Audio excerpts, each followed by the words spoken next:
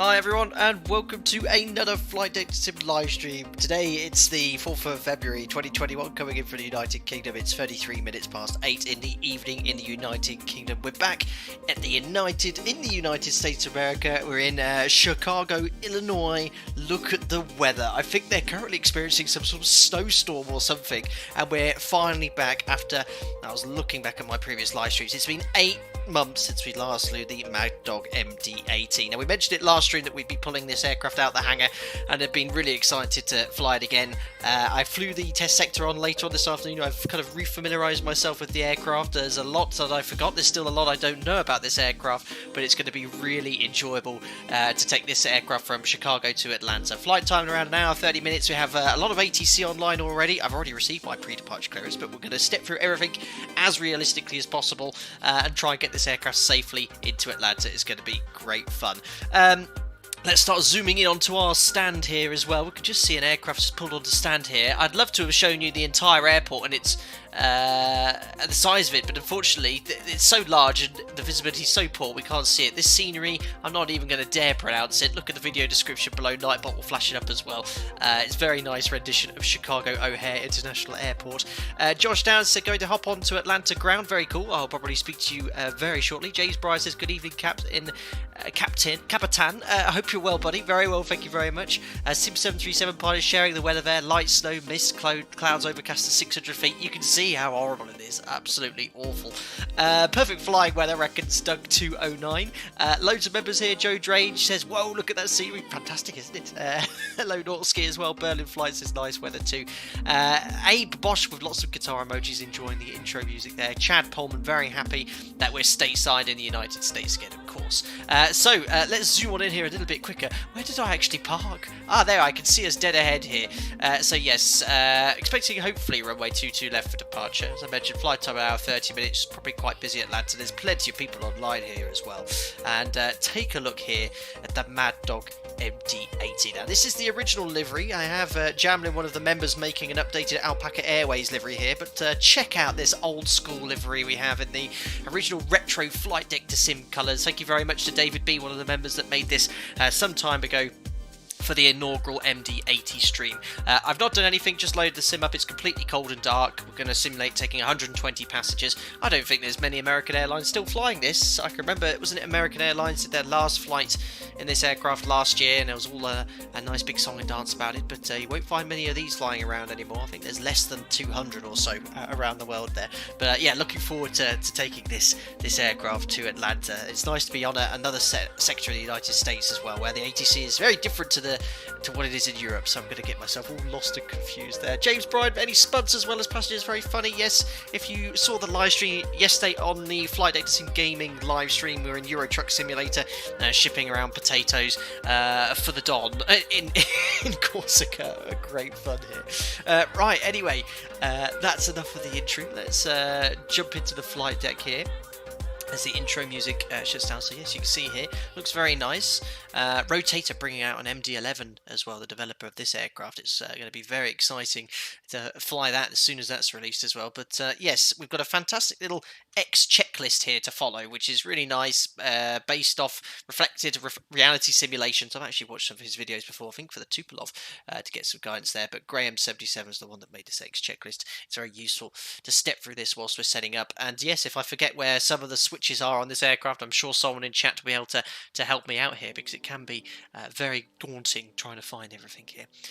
Right, so cockpit preparation then. Cockpit preparation checklist. Parking brake verify is set. It's on this huge steering wheel here. You just have to push that down to release it, but it is set for now. Battery is on and locked.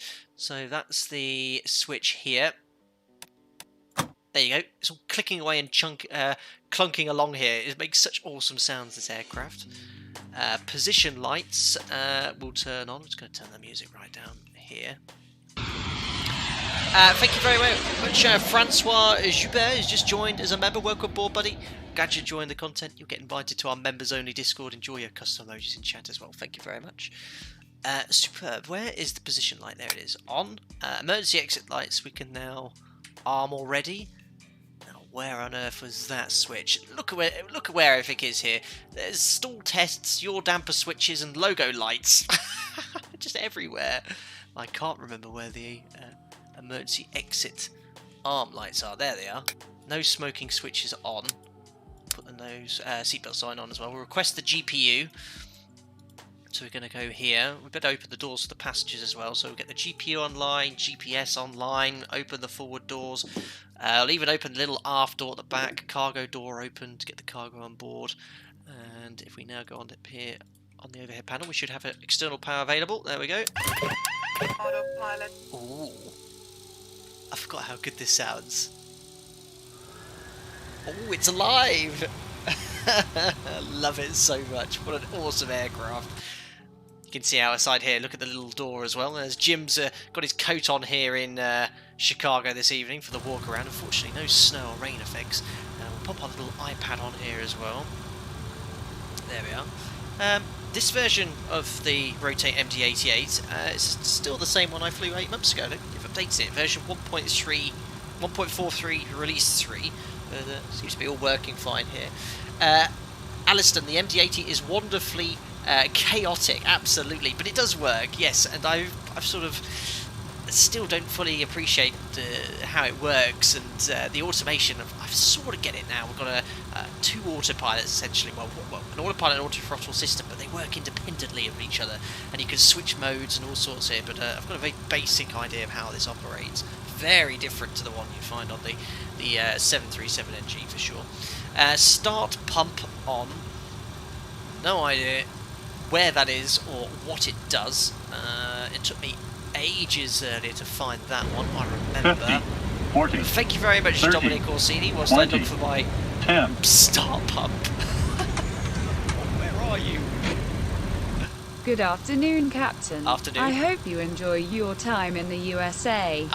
It is time for tea. Hello, Mariana and Jack. Thank you very much, Dominic Orsini, for your donation. That's very kind. We sure will have some fun here in the United States here. And Mariana and Jack say hi as well. They're just in the kitchen at the moment, so thank you very much. Nicholas, thank you very much. He said far left. There we are. Start pump on.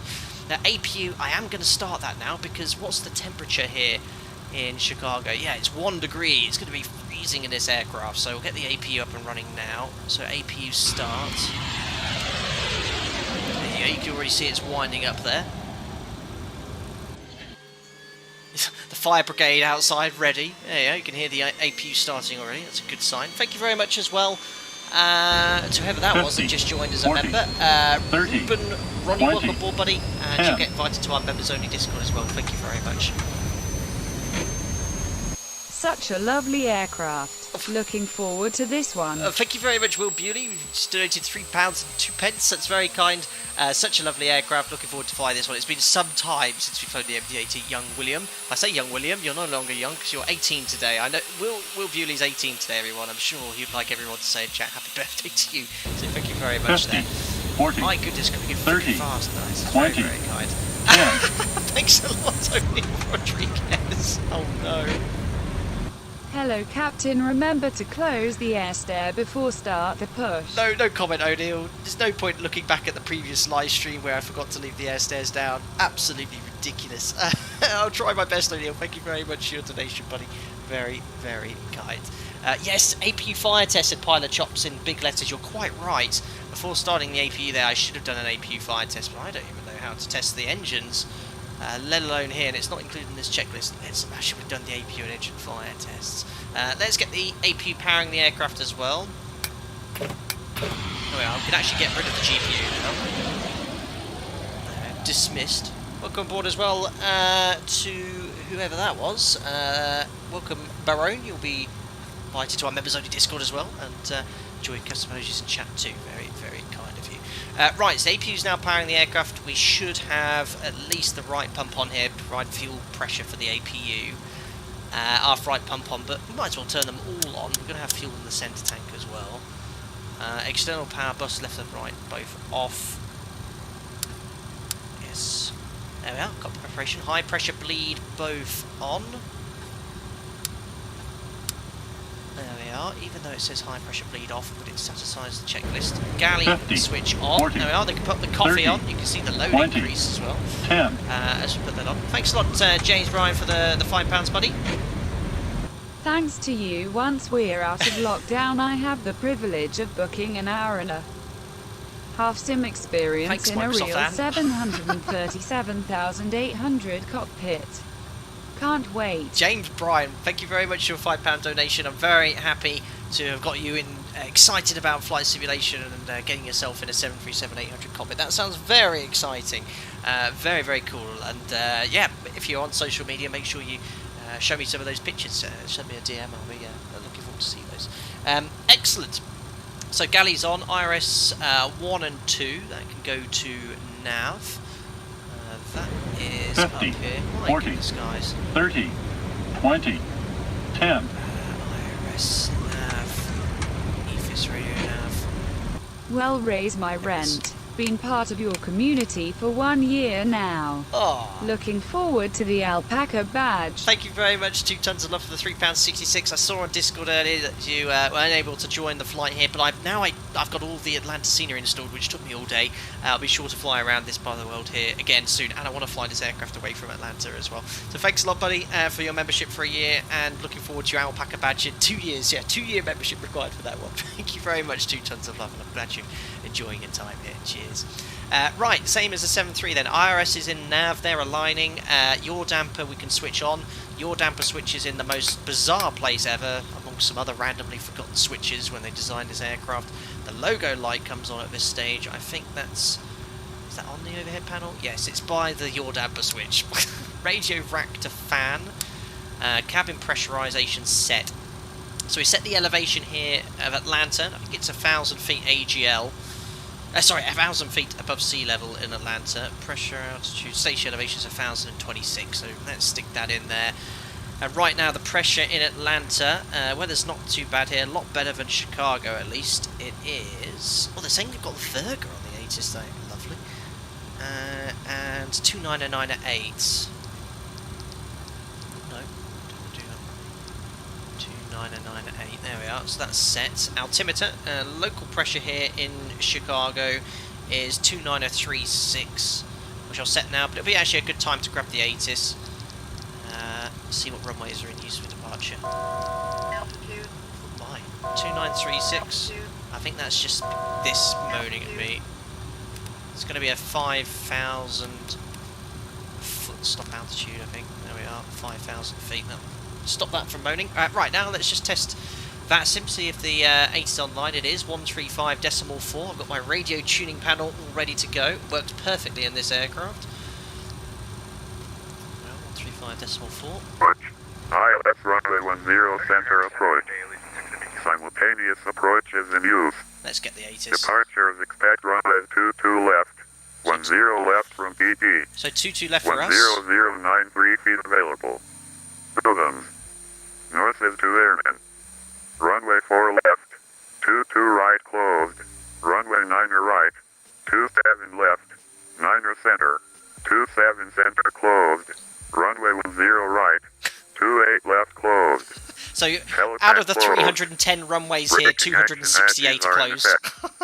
All runways. Crazy. Con code 555 So at that's, 1450 I think that is blue. a US Use braking caution action, for those bend and 5s. I think equip 5 is numerous good braking sites action. on the field. Central teaching facility procedures in effect. When ready to taxi, contact ground metering on frequency 121.75. Advise you have information B. Advise on initial contact. What? You have information Bravo. Bravo, there we are. Jean, please push back as much as I'd like to. We're trying to do everything as realistic as possible. Information Bravo 2022 Zulu. Wind 150 at 14 gust 22. Wow. Visibility 1 1/4. Light snow. Mist. Ceiling 600 overcast. Temperature 1. Dew point -1.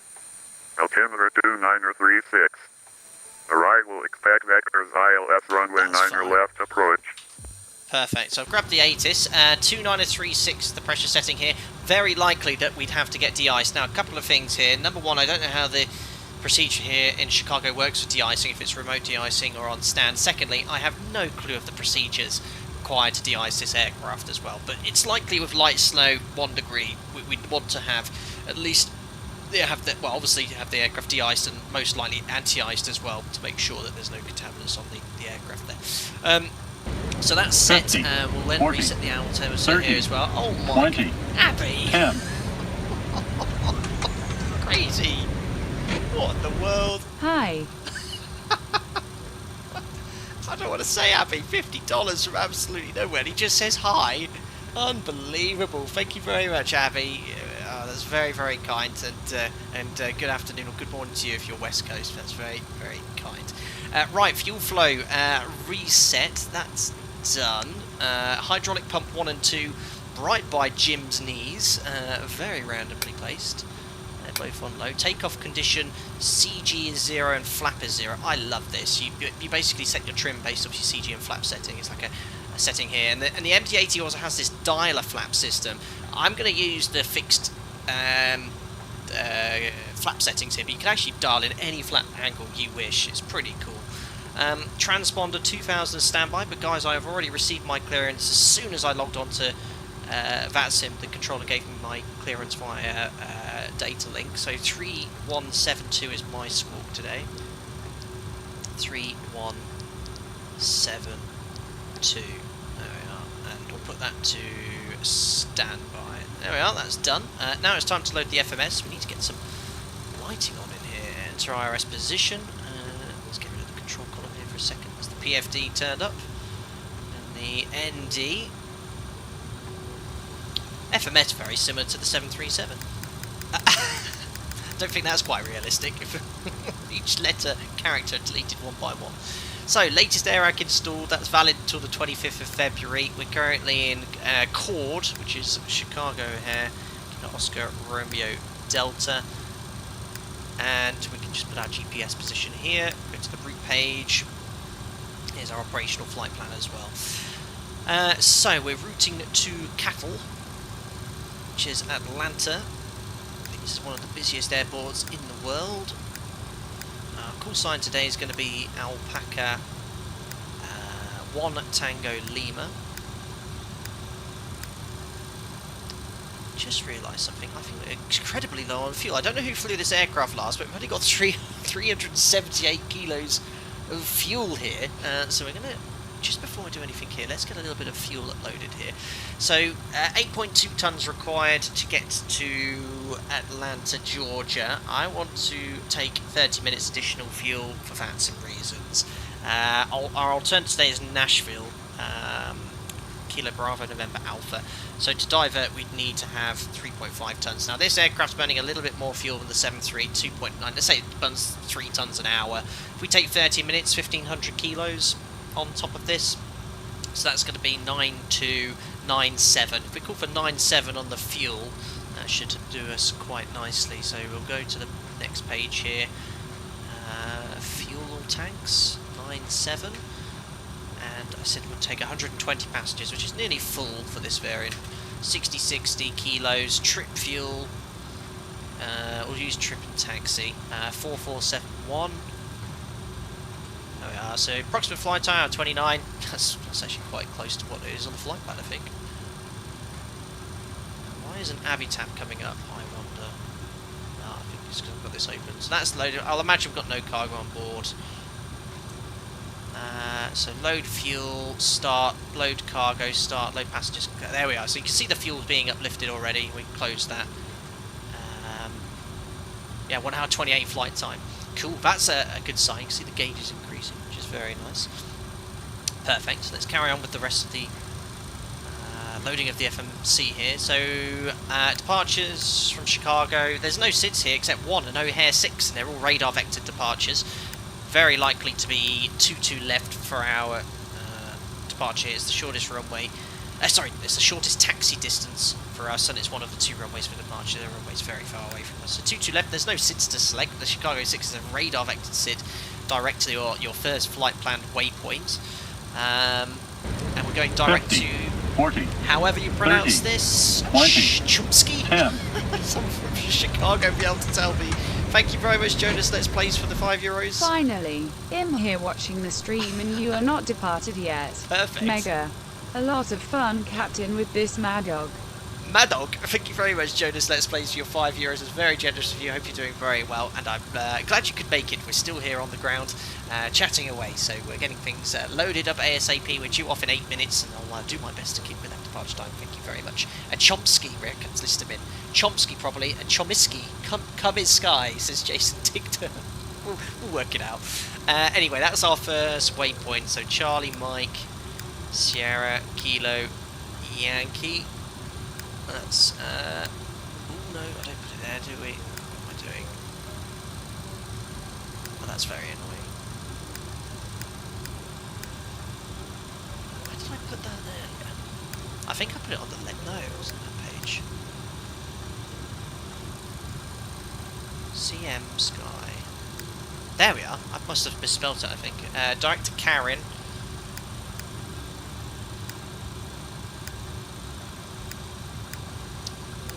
From Karen, Director Sybil.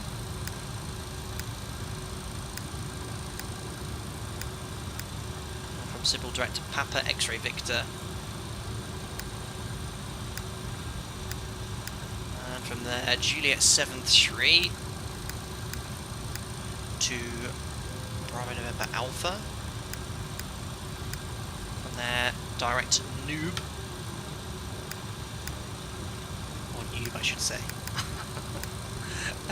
Director I have. As in, I have no clue how to fly this aircraft. And from I have, Director Matthew, I guess. Which I think is the beginning of the arrival into Atlanta. Mike Tango, Hotel Echo Whiskey. There we are. Then it's going to be a Chipper 1? Don't know. Chipper 1. Likely to be 26 right. That's what the ATIS said. Checking right to start the stream.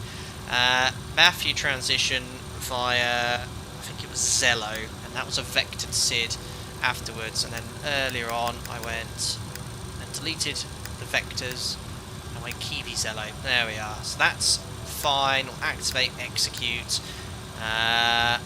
Progress page doesn't show the total distance for the flight plan there, but I just want to do a quick gross error check, guys. I'll switch this over to plan.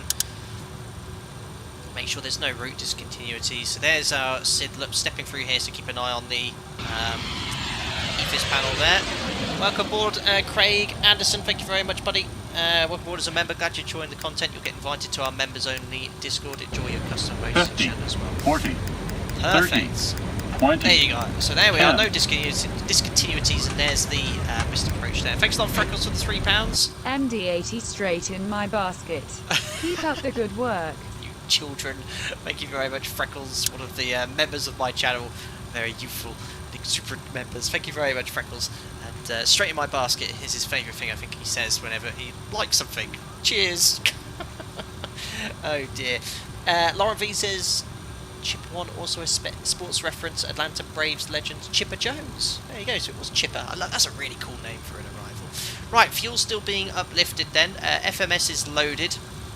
So, yeah, I'm going to wait here until the fueling's complete, just to speed things up a little bit, guys. I'm just going to go here to the fuel page. And just push expedite. It just puts the fuel a little bit quicker, just so we're not waiting for the aircraft to be fueled. There we are, so the fueling's done. 1300 kilos in the centre. We asked for 9.7. There we are, so 9.7 on board. Zero fuel weight's 45.9, based off 120 passengers, no cargo, and just imagine they've got carry-on luggage. Zero fuel weight, 45.9 matches the flight plan. Reserves for our alternates. Actually, you know what, where is Kilo Bravo November Alpha? I quickly generated a second flight plan. I think that's actually a different airport than Tennessee. It might not be. I'm not sure, but we'll have to double check where we'd have to go if we divert later. 3.5 tons. Cost index we'll use 30. We're going to be at 33,000 feet today. Can't get to 35,000 feet, too heavy. I tested it earlier. Top of climb wind, very strong westerly winds today. It'll be a bit of a drift on. 264 at 106 as we'll be flying southbound. Top of climb ice is 2. It's 18,000 feet between the United States. 1 degree here. And what you have to do in the MD-80, I'm sure someone will correct me here if I'm wrong, You can select V speeds, but they're incorrect. You can execute them as well, and you'll get your bugs selected. But when you actually select your flaps, the V speeds all change in the FMS. There's no way of actually telling the FMS, look, I'd like to use, we're going to use flap 11 for departure today. You can't tell it you want to use flap 11, and when you select flap 11, all the speeds change for flaps 11, so you must remind me, guys, if I start taxiing and I've not updated these speeds, let me know. I put it in big letters in front of me here, before taxi, update V speeds after extending flaps there. Thanks, Heavy86, yes, Kilo Bravo November Alpha is Nashville, very good there. Let's crack on then, we've loaded up the FMS. Is done. So before I start checklist, 30, AP bleed can 20, come on. Well, 10. well done to me. I've had the AP running this whole time and had no AP bleed on at all, so it's still... Just landed at O'Hare and parked at the gate. Oh dear. Had to go around. Oh no. Awful weather. IWASNT visual until 300 feet. Good luck out there. Well done, Bill Gates. The word is wasn't, but if you wish to spell it out, so be it. Thank you very much, Tommy Hosteng, for the $5. He's just arrived in Chicago here. Wasn't visual until 300 feet. Yikes, just in off of Cat 1 ILS then. Good luck out there. Thank you very much, Tommy. I'm very glad to be departing Chicago and not returning to, but very kind. Thank you. Pitrich, are there any visual minima for takeoff similar to landings, or as long as you can see where you're pointing your golden? There are RVR requirements for departure. Depends on the lighting. So typically for a fully lit runway with centerline lights, runway edge lighting, we have approval at my operator to take off with a minimum RVR of 125 metres. And there have to be at each measuring point for that one as well. Now, if there's no runway edge lights or centerline lights, the RVR can be increased. You can actually find that information on the chart and also your operator there. But yeah, we have a minimum RVR of 125 metres. So it's very likely if you take off there and had to return, you wouldn't get back in, because typically for a Cat 3A you need 200 metres RVR. Perfect, right, let's find the AP bleed on. As I said, I forgot to do that, so the fact we've just been running an APU to provide electrical power, but actually not had any hot air into the cabin for our passengers is awful. High pressure bleed, one of them off, again for reasons. Pneumatic crossfeed valve left and right. I remember when I first flew this aircraft, it took me half an hour to find that. I think it makes a slightly different noise. Yeah, slightly different noise there. We'll close all the doors. We'll imagine the boarding's complete. We are due off now as well. So close, close, close.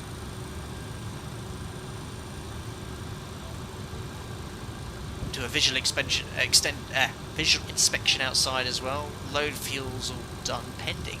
I think that's because we've burnt a little fuel. Yeah, look, we're burning fuel from the centre tank from the APU then. So that's done. Galley switch off. So no longer can make a coffee. Aft forward pumps left and right on, centre tank pumps on as required, so we've got fuel in the centre tank. High pressure bleed now all off. Hydraulic pump transfer on. No, that's the other switch, but we need an aux on anyway. And then it's, there you go, you've got hydraulic pressure at 3000 psi now. Position and strobe lights both on, anti-collision light on, flight directors on, rank angle. Okay, so we need to get our engine start first, so I'll get better pushback organised now.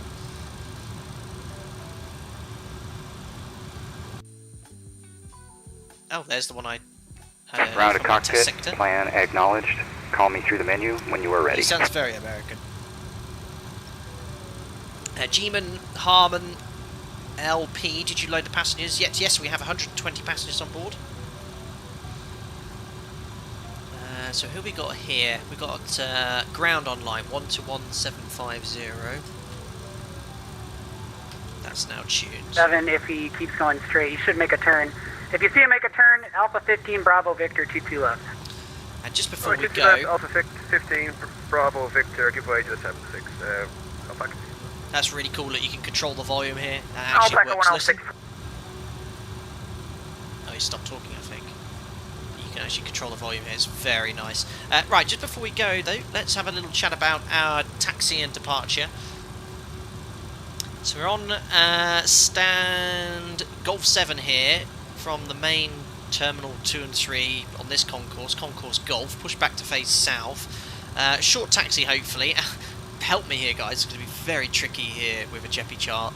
We're going to go out via one of the gates here onto Bravo or November, and there's runway 22 left here for departure, and then blasting off this 2,400 metre runway. I mean, it's such a massive airport. Our SID then, it's a Chicago, oh sorry, an O'Hare 6. Basically, all the SIDs out of here, it's just this one departure, O'Hare 6. It's a radar vector departure, so for us, runway 22 left, 50, got minimum 40, climb gradient requirements 30, here, which shouldn't be an 20, issue here. 10. All aircraft expect radar vectors to first en route nav aid, expect clearance to requested altitude level 10 minutes after departure, and stop altitude 5,000 feet. And it says cross 5.5 from Golf Charlie Oscar at or above 3,000 feet, cross 8.5 at or above 4,000, maintain 5,000. We'll climb straight ahead to 5,000 feet in this case, and what I will do is tune up Chicago 10825 here, 10825, and you can see, look, it's already active there. Who am I saying thanks to there? Thank you very much to Craig Simmons, I think that is, for the £2 light. Your videos would be great to join a group flight sometime. Thank you very much, Craig Simmons. That's very, very kind. I do group flights already with the members of my channel, a monthly members group flight, but thank you very much for your invite nonetheless. I am extremely busy to sort of do personal group flights, but I appreciate the donation nonetheless. But keep an eye out for the live streams if you would like to join us. You're always more than welcome to do so. Cam, did you set the stab trim for flap CG? Someone said do that after taxi, but you can set that now. I think that makes no difference. So CG is 14, so 14, and we're going to use flaps 11 for departure. That gives us a long trim of 6. Get a little nice stabiliser motion as I set the trim, I hope. There we are. Just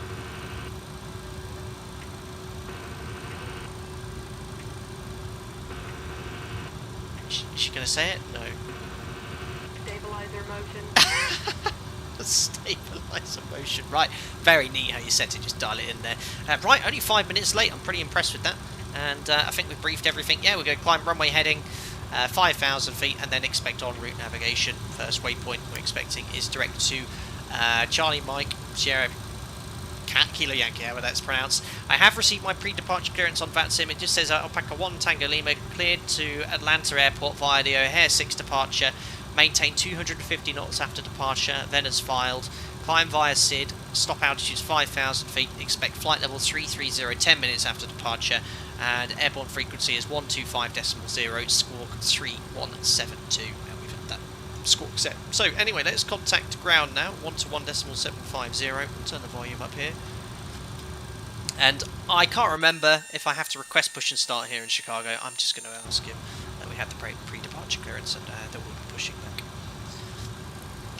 Chicago Hare Ground, hello, it's Alpaca 1 Tango Lima on Golf 7. We have our 50, pre-departure clearance. 40, 30, just request push 20, 10. Alpaca 1 Tango Lima, push at your discretion, call me short of Alpha. Wilco, Alpaca 1 Tango. Enjoying watching you in the angry puppy, as Kennedy Steve used to call it. Will you be? Delta 3D2, we're going to go ahead and go with that route here. I don't have time to fix it. Extended during pushback, rolling on the floor laughing. Unbelievable. Thank you very much for your donation. It's very kind. Enjoy watching you fly the angry puppy. That was what Kennedy Steve used to call that'll it. work. We'll be doing a tutorial on how to leave the you ground ready to doors taxi? opening, stairs extended during pushback. Hilarious, Andy. Hilarious. Delta Move 3D2. along. Thank you very much. Runway for your 10 left donation. at Delta Very, Delta, very taxi kind. via Right, so Victor 3, let me just turn the volume Golf, down here Golf. slightly, guys. November, all the way down to Delta Delta.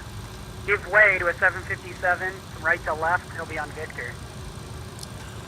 Where is my client? There we are. Perfect. So yeah, push your own discretion. I forgot it's the United States, so you're free to go here. Let's just grab that X checklist. Roger, So position strobe lights both on.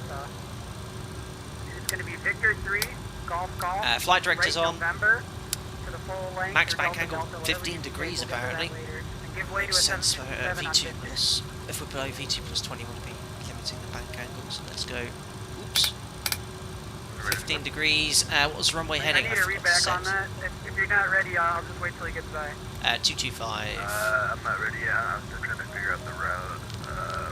I'll be having that same problem as well in a second, buddy. That guy's getting a little lost on taxi. Monitor here, So runway heading set, which I forgot to do. So runway heading, track set, departure altitude set, speed sets. And next on the checklist there. So ignition switch system A. Engine start right on, so we can now commence pushback. Ground to cockpit. Tow is driving up. Oh really? I thought I'd already done that. Oh, blast. First another 2-minute delay. Excellent. So guys, if you've just joined the stream, we're in the excellent rotate MD-80 flying from Chicago to Atlanta, just about to commence pushback. We're in freezing conditions, very likely to have to be de-iced on standard anti-ice here to be protected against the light snow which is going on here. It's absolute carnage here in real life here. It's windy as well, but we'll imagine when we have been de-iced and anti-ice prior to pushback here. Excellent. Lauren says, never hurts to ask though, worst they can say at your own discretion, call me back when you're ready for taxi. Yeah, absolutely, if you're not sure where you're going, just ask. What, they don't have any alpaca tugs here? Why has that happened? Okay, all doors and hatches are closed, ready to connect. Superb. United 234, runway 22 left, taxi via it's worth noting I've got the XPS sound pack for this aircraft as well. The default sounds on this aren't that great, but the sound pack really enhances it. Pratt & Whitney is at J88D, these engines, they're absolutely awesome. Yeah, you're not following him, no, you're not following him. No, carnage on Vatson. Felipe, anti-ice is in the central de-icing facility. Not the first right, make the second right. Take that all the way down. Got it. Ah! So I have to go all the way there. So I guess they don't do on-stand de-icing. Well, for the sakes of practicality, So connected and bypass pin inserted. Release parking brake. Alright, anyway, let's go. Parking brakes released. Starting pushback, and you may start engines. There we go. On our way. Oh my goodness, where are we going though? Better push back, don't you do anything funny on me. Right, start the engines now. So engines start right on. 50, 40, 30, oh my. 20. Thanks Lemon for the £7 just before I start the engines. My goodness. Hey, loving the stream. What would you recommend to start playing Flight Sim? I just discovered your channel a couple of days ago and I'm really curious what you recommend to start playing. Keep up the good work. Lemon, very kind of you, thanks for the £7. What would I recommend? Well, there's all sorts of sims available. X-Plane 11 is probably the best regarding commercial operations, flying commercial aircraft. If you want to fly general aviation, Microsoft Flight Simulator will suit you quite well. Still a long way to go with regards to getting realistic commercial aircraft flying accurately in that aircraft. But yeah, there's all sorts you can do there. If you leave a comment in the comment section below, I'll get back to you and a bit more feedback on that one. But there's so many different things you can do here for Flight Sim. Thank you very much for your donation. Right, engine start right is coming on now. Make the next left turn. Okay, we're just going to send you to 22 left. Operations complete. Set parking brake. Oh, yeah. Plunk. Disconnecting tow. There we go, so we need to wait for 21% N2. Delta 322, I got a bunch of other planes here. I'm just going to send you to 22 left. All ground's getting busy here. Planes holding short of 22 left there in sequence. 22 left. I tell you they're on Victor, but just hold short of the runway 22 left there. It's very slow to get to 21% N2. Makes you feel like you don't have to get all the way up there. Echo 1 Delta Victor, monitor O'Hare Tower 120.7. There's 21%. Fuel going in. Igniting straight away. Poof, you can hear it making a little bang in the background there.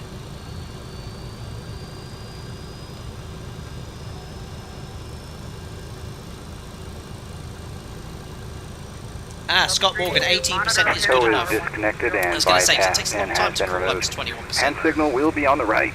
We'll see you next time and have a great flight. Thank you, sir. Cheerio. Right, looks like a good start on engine number 2. Let's start now engine number 1. Roger, give way to the aircraft on November and then monitor tower. United 1207.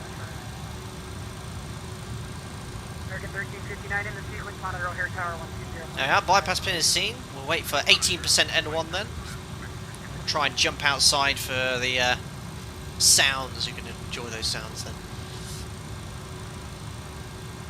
There's 18% fuel coming in.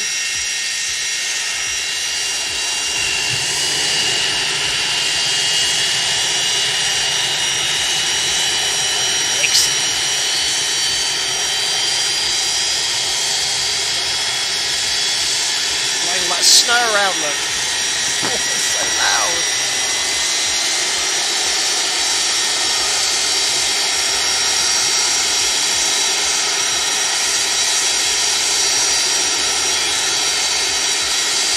Hope you're doing well, Anthony. Thanks for popping in as well. This is a nice respite with everything that's going on with your life at the moment. And next time we'll be going to Minneapolis. Over there soon, I hope.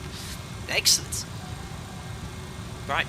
Two good starts then. After start checklist, ignition switches to off. So there's these little switches here. Guards down as well. Just like that. Well, there we are. Engine start. Sorry, I should have done it the other way around. AP bleed off. APU power bus left and right both off. So I guess it automatically goes over to the engine generators. APU can come off, galley on, ice protection master selector switch to captain. Now, I'm unfamiliar with the engine anti-ice requirements for this aircraft, but X-Plane 11 has a funny icing modelling. Sometimes it can just start and you have no idea. So I'm going to turn on engine and wing anti-ice. Do you turn on airfoil? I think this is the same as wing anti-ice, but you see the switch here says wing anti-ice on, so I'm going to turn that on. In reality, if you have been protected by certain de-icing fluids, you won't need wing anti-ice, but just because of the reason X-Plane 11 icing, I'm going to turn wing and engine anti-ice on there. Hydraulic pumps 1 and 2 both to high. Pneumatic crossfeed valve left and right both closed. Echo 11 Alpha. High pressure bleed both to auto. Speed brake lever arm. Ugh, Airbus. Ugh. Flaps to takeoff. It's making noises now. Right, I'm going to go with flaps to 11. And we're going to wait until the flaps are set, and then we're going to update the V speeds in the FMS.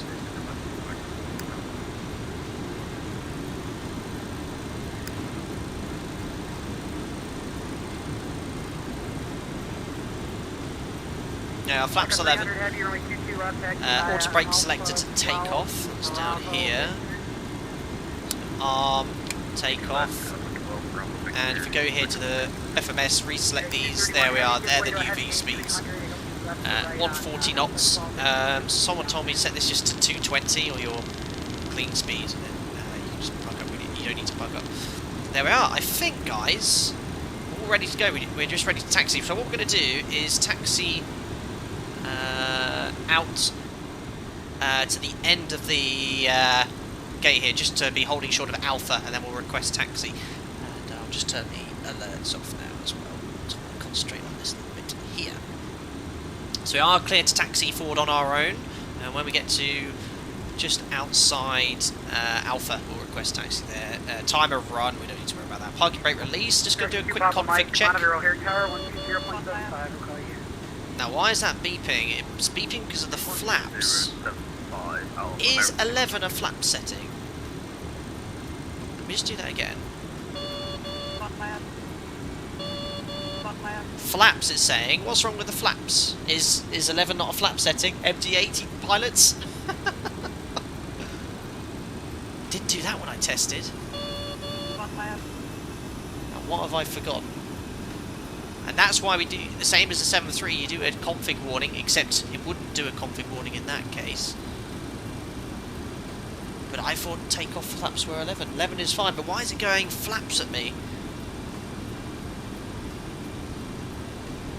Trim. But it would say trim, wouldn't it?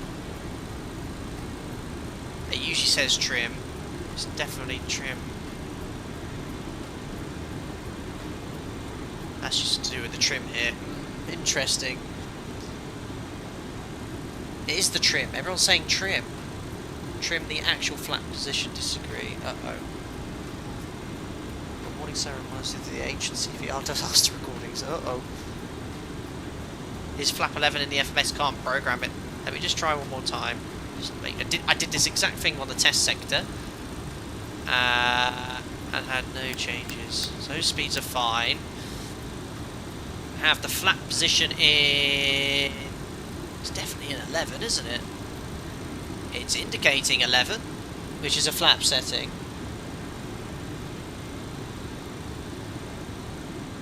Might just go 15. Alpaca 1 Tango Lima, you ready?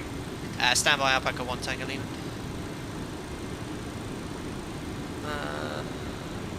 It's going to go flat 15. Let me just try these speeds again. So these are the flat 15 speeds. Execute. Let's see if it does it now. Alpaca 11 Alpha in the sequence, monitor O'Hare Tower 1. Still not happy. Stabilizer. Oh, stabilizer as well. Yeah, that's because I need to reset that. So 15. American, CG 40. 40. In the sequence, monitor O'Hare Tower 120.75. 20.75, Alpaca 300. Oh, I've forgotten. Why is it still moaning at me about flaps? Ah, it's not moaning at me anymore. Right, we're going to go flat 15. It's not moaning at me. But, right, I'd love to know afterwards what went wrong there, but we've got flat 15 set. It's not moaning at me. Alpaca 1 Tango Lima, thanks for that request, taxi. Alpaca 1 Tango Lima, squawk normal, runway 22 left, taxi via Alpha 15, Bravo Victor. Squawk, Mode Charlie for you, Alpha 15, Bravo Victor, Alpaca 1 Tango Lima. Yeah, not coming up as Mode Charlie yet on the transponder. There we are, so I'll just go TARA, which turns it on here, and we're going to taxi out via Alpha 15, which is slightly left of us, onto Bravo, and then onto Victor, which takes us to 22 left here, so it can be quite confusing just to see where we are here. So we just have to make sure we get Alpha 15. Excellent. Yeah, it was quite interesting with the flaps there. Maybe it was something to do with the stab trim not being quite set, but it's very important, like with the 737, you do that check to make sure the config horn doesn't sound. There's Alpha 15. Because that means the aircraft's incorrectly configured. In fact, very kind of master caution here as well. Ice pressurization. Okay, yeah, it's just because of the anti-ice systems. Yeah, Spanair. I think it was Spanair. An MD-80 was crashed it out of Madrid around over 10 years ago now, because they're in this very aircraft. They just forgot to configure the flaps for departure. They tried to take off with the flaps up. So yeah, it's very important to do those checks to make sure the aircraft's correctly configured. And we would not have gone anywhere, guys, until we'd actually gotten the aircraft correctly configured, until it stopped moaning at us about flaps there. Right, there's Alpha 15. We'll take the left now onto Bravo, and we'll do the rest of the checklist shortly. Alan Short, had you set trim at 15 with flaps 11? Possibly. Because there were two warnings on the second one. The first one it just said flaps, the second one it said flaps and stabilizer. So when I chose to go to flap 15, which I know flap 11 is the most common flap setting for departure, flap 15 more for shorter runways. I tested it earlier with this exact same configuration. I didn't get the takeoff config warning there. Anyway, we're up and running now safely. Now on Bravo, I'm going to take the right turn on Victor. How's the sound, guys? I hope it's all nice and perfect. Nothing's too loud or too quiet.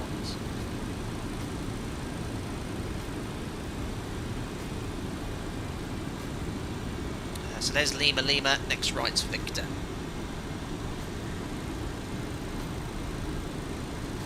Excellent.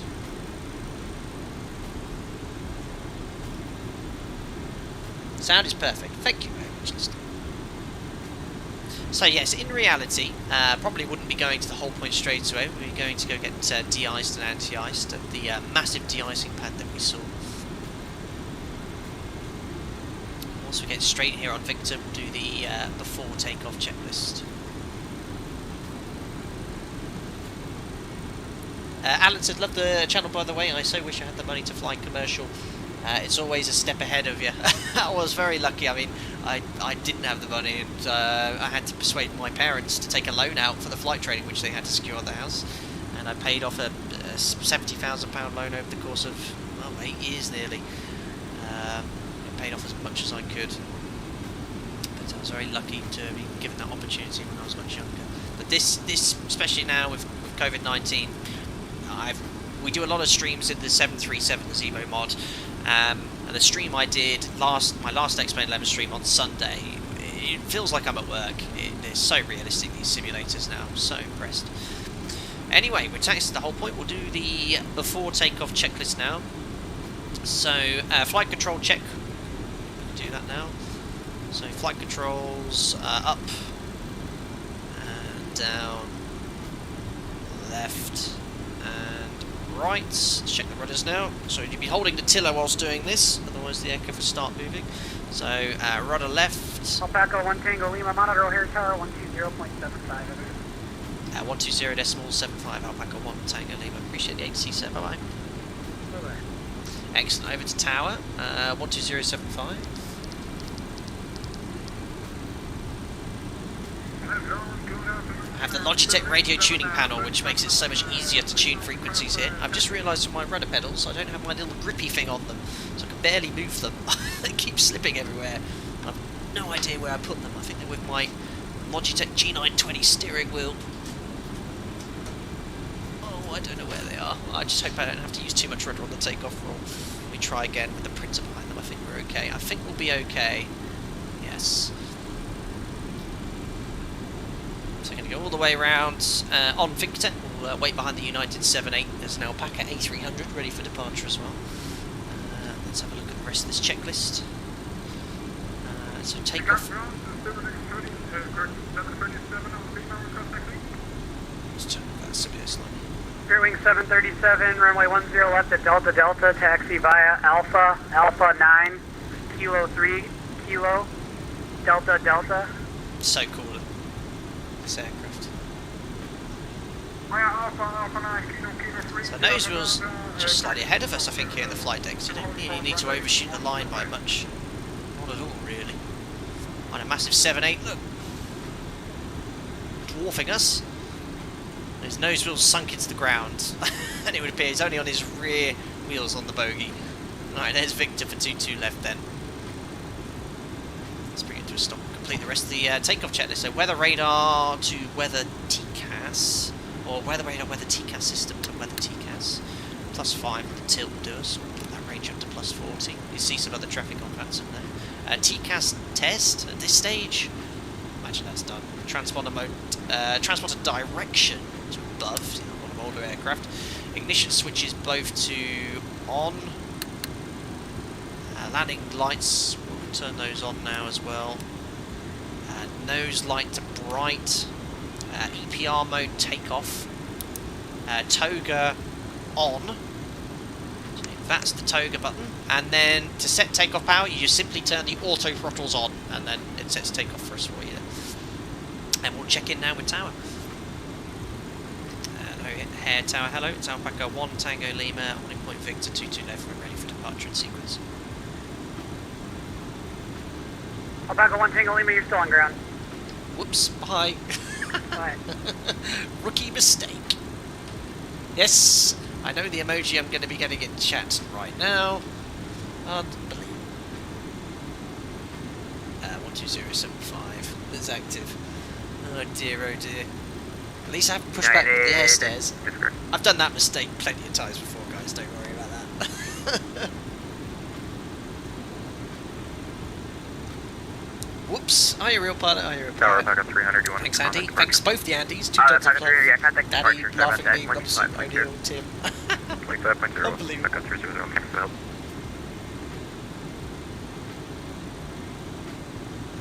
Try and check it again. Actually, I want to make sure that the calling their proper name is O'Hare Tower. O'Hare Tower, hello. Alpaca 1 Tango Lima, on point Victor 2-2 left, ready for departure. United 234 on departure, flighting 180 on 16013, gust 20 on 122 left, clear for takeoff. What was that? Alpaca 1 Tango Lima, roger. He cleared United for takeoff and a lot of other information. What was that airborne frequency as well? Allegiant 682, turning off 9 left at Mike, be advised, less than 1 mile visibility, active sky. Allegiant 682, roger, and welcome to Air Flight, there's no need to check in with tower. Very good. Contact ground point 9er, 1.75. Join Mike, cross 22 left and off to ground, Allegiant 682. Rich, you're liking the variety in the streams. I once flew on an MD-80 from Atlanta to Cincinnati after 11-hour delay from Paris. Ah. Ouch. Yes, I like to fly a few different aircraft occasionally. And this one, I can't believe it's been 8 months since we last streamed in this. I saw that, Andy. I hope there are no helicopters about. Unbelievable. Yes, I'm still removing the helicopter plates from the truck. There goes the 7-8. Wonder where he's going. Gotta love it. It's so cool. Right, so flaps are set. We'll climb straight ahead. Runway heading 5,000 feet, which is set on the MCP. We're then going to route direct to our first waypoint, which is CM Sky, and then climb en route.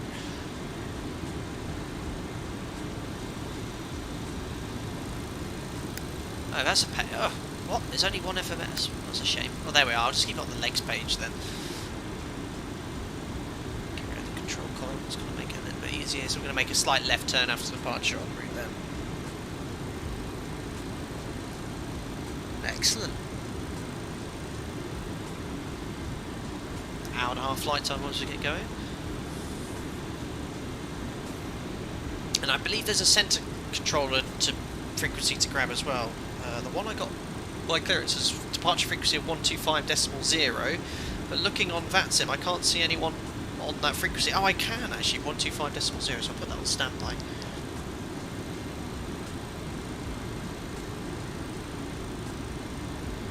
Excellent.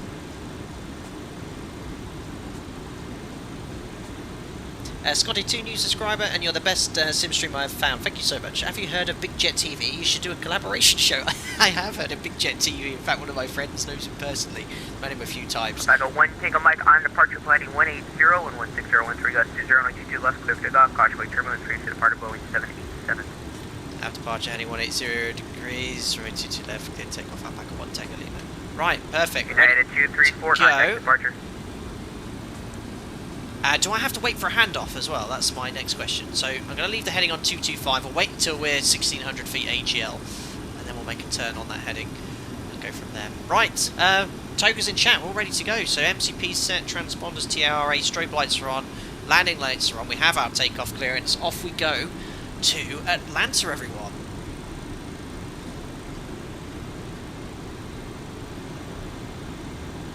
Be blowing snow over this runway in real life. Alright, let's see if I can remember what to do here as well. Oh dear. Clock, thank you very much, Jason Dicto. I'd almost forgotten. Oh dear. Is that running? No, it's not that one. There we are, it's running. Right, we'll stand up the thrust levers to around 40% N1. 50% there. Looks all stabilised, EGT's not rising on its own, EPR's good, and auto throttle on. Set takeoff thrust. Just let's quickly go to that view. Where is it? Yes. Right, takeoff thrust set. 1.97 indications are normal.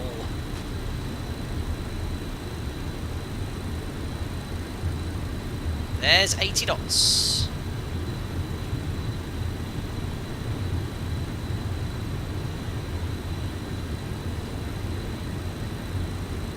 There's V1 and rotate.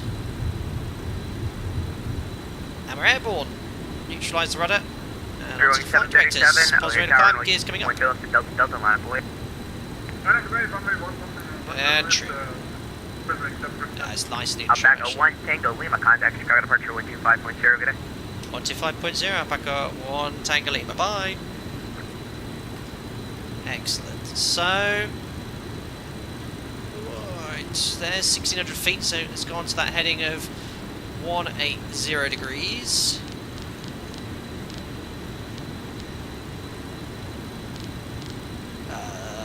Still trying to accelerate here. Where's the flight director? I'm ignoring the flight directors. Now where's IAS? That's the one I want. Bug up. I'm ignoring. How do I get heading select again? Is it a pull? Oh god damn. Heading select. There we are. Now I just need to match the heading and flaps up. This is so hard. This is where you need a little MCP. I'm descending. Yeah, don't worry. I know I'm descending. I know I'm descending. Oh god, this is so hard. And flaps up. The MCP is so fiddly here. Alright, one to go here. I need climb thrust. The flight director is so sensitive here. It's levelling off. And the auto throttle should maintain 220 knots for us. You've been floating in your seats here. That flight director roll is so sensitive. Right, at least I didn't level bust. I know our level here. We'll check in here with departures. That is so hard. The MCP here is so different. I knew how to work it. It's just getting the buttons in. It's so fiddly. Right, there's 5,000 feet. Let's lower my workload. Dear. Departures. Hello, Alpaca 1 Tango Lima O'Hare 6, maintaining 5,000 feet, 180 degrees.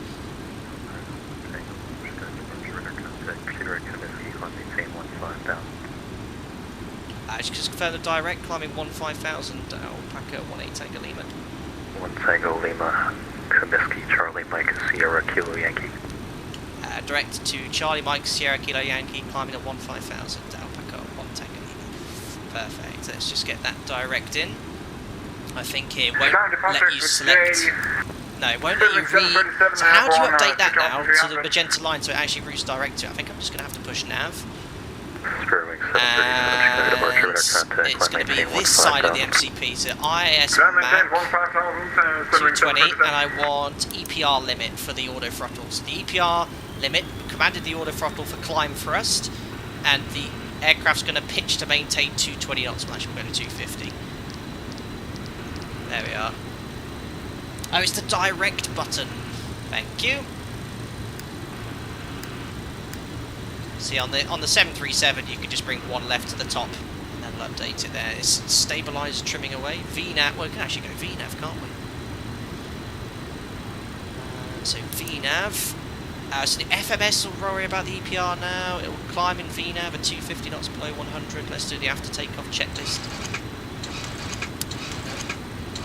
Retract speed brake, auto brake selector to off. This is a busy aircraft here. Ignition selector to off.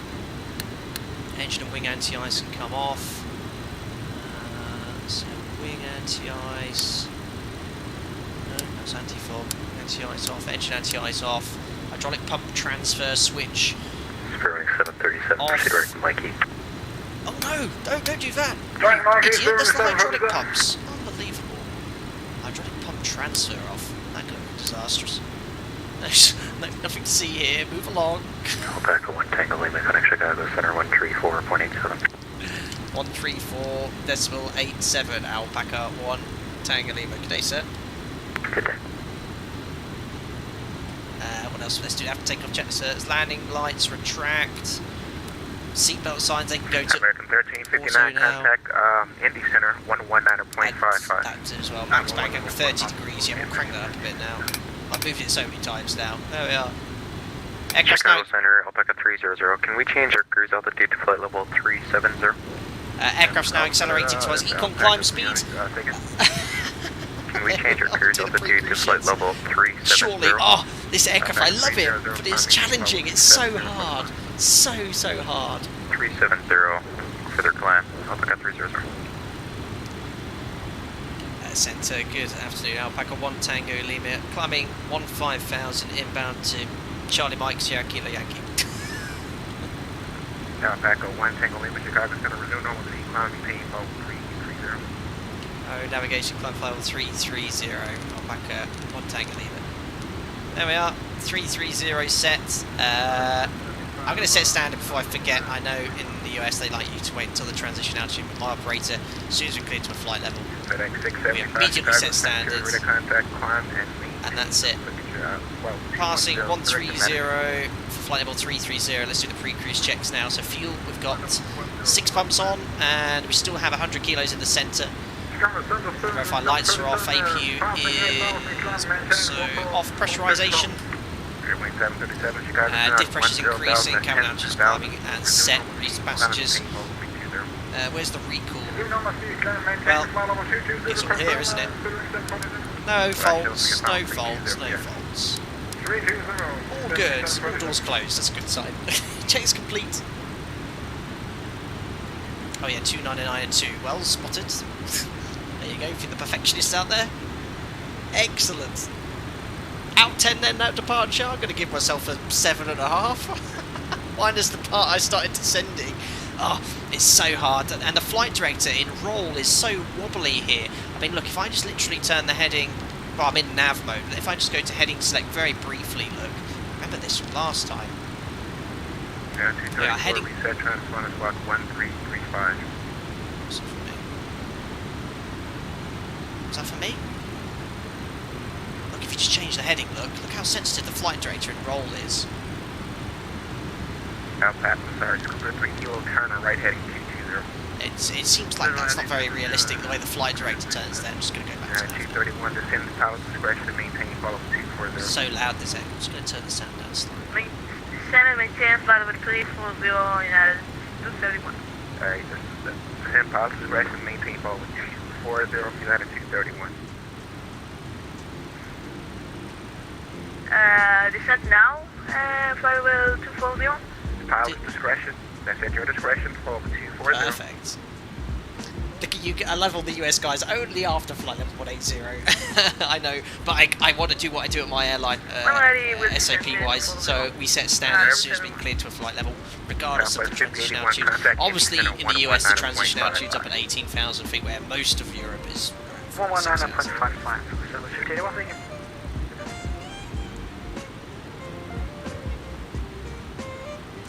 Excellent. Simpson 3757 rubbish.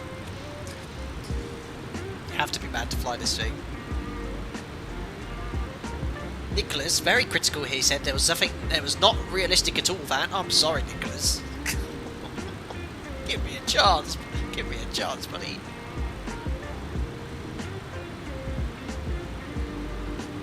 Yeah, so I think the departure sequence regarding the automation very unclear about what to do. I understand, it was just trying, you saw I was trying to engage things, but every time I did that I was zooming in and out every time I was trying to move the knob, which makes it a little bit more difficult. Now we're up here. The takeoff is certainly the most dynamic. It's the most dynamic phase. Center fuel pressure are low. Yes, it does make you miss the 737. To the sky shoes, I expected better from a 73 pilot. I like the wing though. FedEx 1640 descend via the SNIPs to arrival. Playing a simple high flight data sim. What audio mod do you use? Those side dials are very sleek. Thanks again for the stream. Looks windy night. Yeah, I think it's not so bad in Atlanta. But yes, this is the B2 volume control plugin. Very useful when streaming. You can control the volume for each element of the audio in X-Plane 11 without having to enter the menu. So the master volume obviously is too loud, so it gives me the ability to turn the sound down here. In the MD-80 especially, there's a lot of air noise, so the environment one, if I turn that up, there's a lot of airflow noise, which that's more realistic, but while streaming it's a bit more difficult to hear me, so I have that turned down a little bit for this aircraft. Every aircraft's slightly different with the audio settings. 35, 40, Roger. At Bloodline, eyebrow windows, always useful to be able to fly. Able to see the sky. Yes. I think that was a bit... so yeah, I know the guys that flew the old 737-200s with the sky windows, they used to always put them out because the sun's always on your face, very annoying. We don't use sextants that often to navigate anymore. Fred wants to excite this stream a little bit here, wants fuel cut-offs to both engines. I'll pass, but thank you.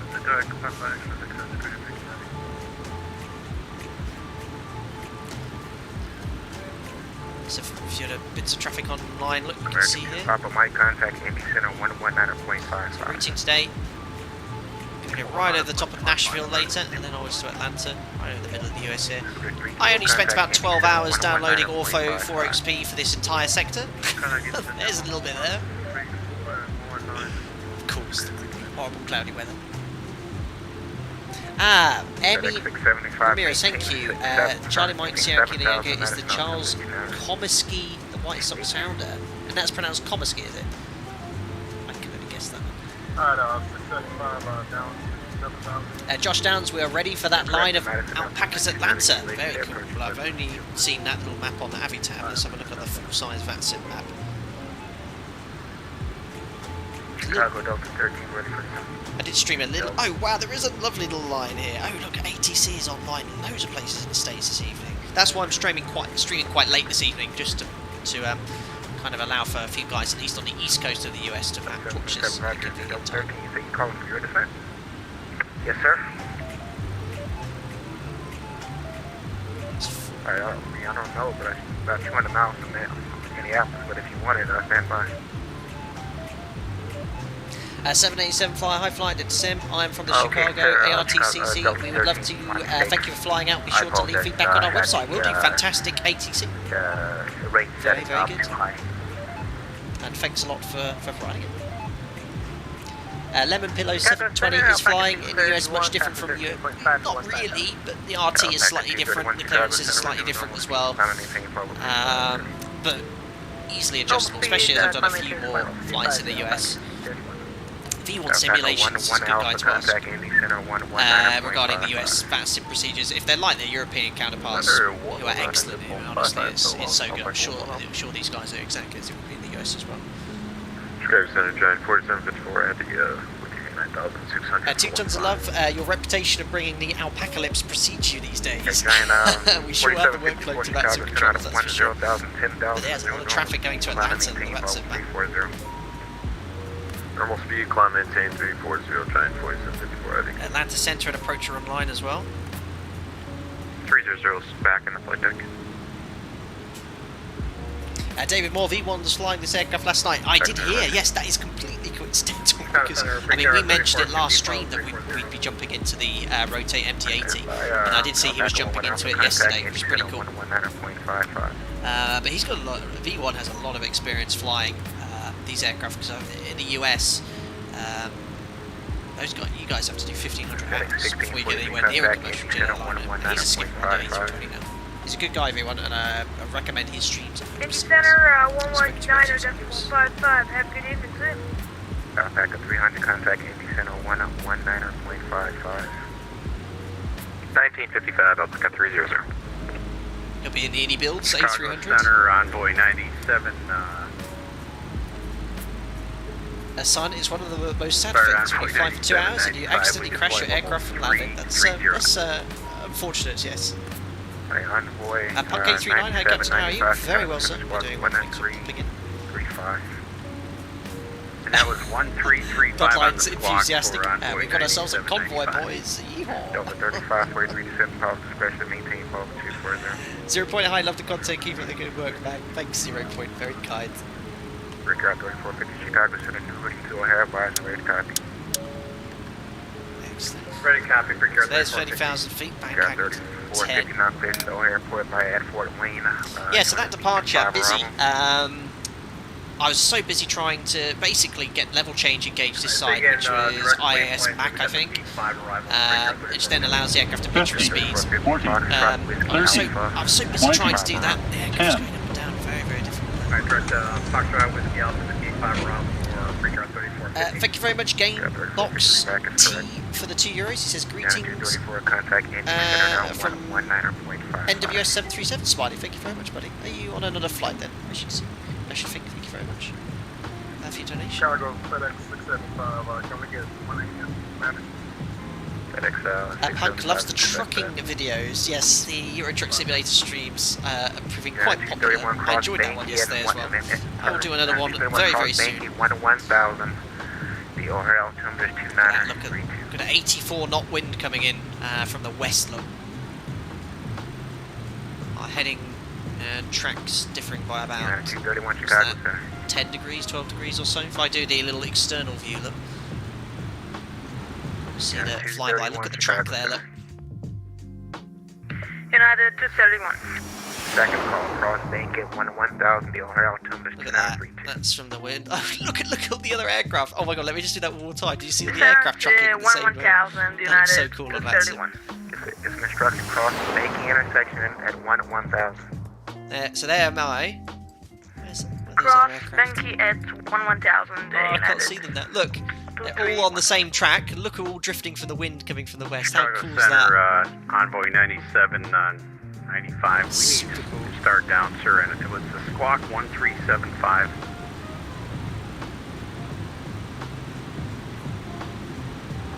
Alright, Envoy, Clinton, transition altitude, also flight level 180 on descent, so I'll only set the altimeter at 18,000. 1333, 1333 on Oh, David, squawk. V1 best air auto throttle disconnected and went to go around. Work it out. Once I get you on radar, I'll just see you lower. Now approaching our cruise level, 33,000 feet. 133.4. 134. Andy, episode 21, need to catch up with yesterday's... 1, Tango Lima, contact Andy Center, 119.55. 119.55, Alpaca 1, Tango Lima. See ya! I only did that because of the guy we had in the young. We had a really young sim controller once in the US, and he went see ya. I thought it was the coolest thing ever. Probably took him back. My goodness. Alpaca 11 Alpha, do not exceed Mach 0.76.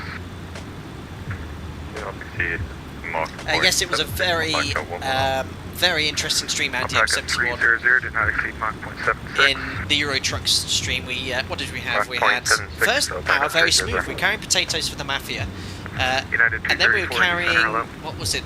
Coconut milk, and I can't remember what we carried in between. Oh yes, train axles. We crashed into a helicopter. We got some multiple speeding fines, and then we were also late on one of the jobs, so I ended up having to go 80 miles an hour. Max 10 minutes approved. Very exciting. Report back. Alpaca 21 Uniform Sierra, contact Memphis Center 1. This has been Flight Sim to CATC rolls eyes. 13365, yeah. Radar, good afternoon. Alpaca 1 Tango Lima, maintaining flight level 330, inbound to Papa X-Ray Victor. Alpaca 1 Tango Lima, Indy Center. Hello. Hello. United 234. Don't forget cruise thrust, you're quite right. Let's do this little cruise checklist here. So EPR mode, Clark. Oh no, where were you? That's all for departure, isn't it? Done that. EPR mode cruise.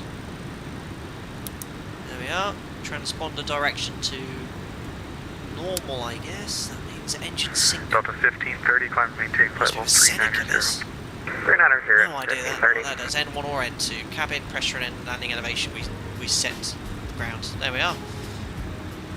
Next checklist is descent. Top of descent is 339 miles away at 35 Zulu, so about 45 minutes in the cruise here, guys. 1643 at cross Larry at or above 5,000 at Larry, cleared ILS runway 23 left approach. Cross Larry at or above 5,000 at Larry, cleared ILS. Yeah, SIDS on British airports are a pain, says Rabbitamus. I'll have to admit, the US SIDS system is very easy to comprehend. Just these nice radar vector departures, route direct to the waypoint. UK airports aren't so bad at all. The Italians are awful. No offence to our Italian friends. There's SIDS and stars, and then they have some weird transition, and they want you to do some crazy speed. All over the place there. Alpaca 1612, contact Memphis Center 133.65. Very good.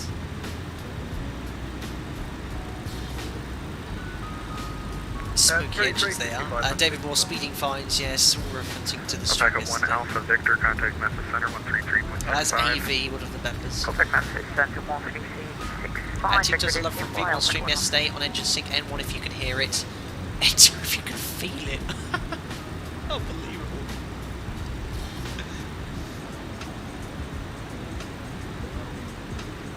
Carl Cruz says it'll be best to hear your best. It'll be great to hear your best American accent talking to the ATC. You having a giraffe? No way.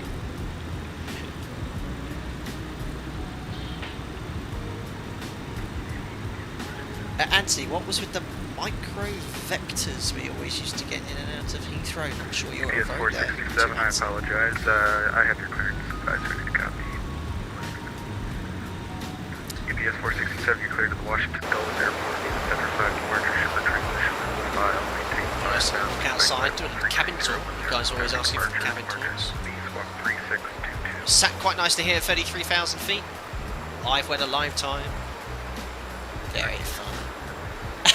Jason Dictor. Do you think Jim will make captain one day? He has to work a lot harder.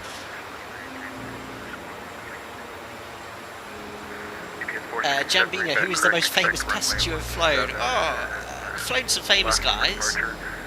I've had Mary Berry. You'd have to look that up in the...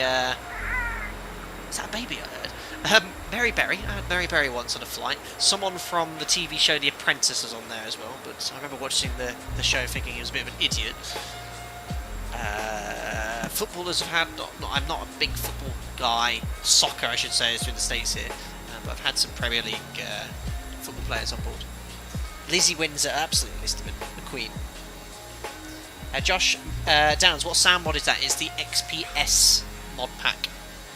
Yes, the XPS mod pack was quite lucky because I saved a copy of the sound pack. I have it all backed up here because you don't purchase this guy's sound packs. You basically have to be a Patreon, pay a monthly fee. It's not too expensive, but to access them you have to basically sign up for Patreon again with him. Whereas I think you just pay a one-off fee and then just have the ability to download it whenever you want. Makes sense.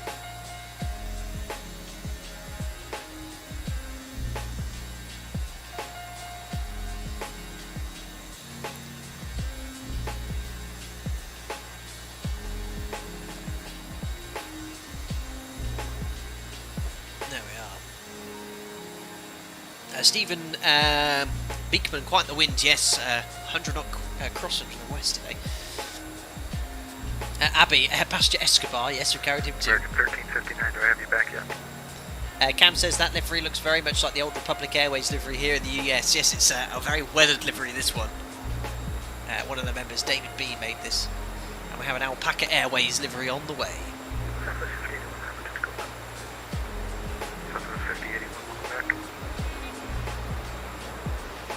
I can't believe it. All those tiles I downloaded. I can't see any of it.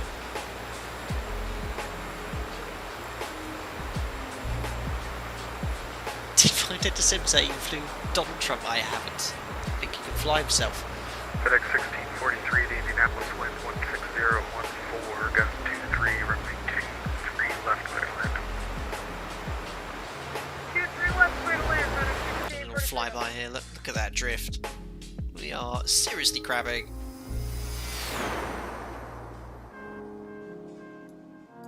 Can't see those other aircraft. There they are. Look. There we are. There's traffic ahead of us, all crabbing. Look, there's the A300. There's the 787 that took off before us, and then that's such a cool view, isn't it? Look at that. Wicked.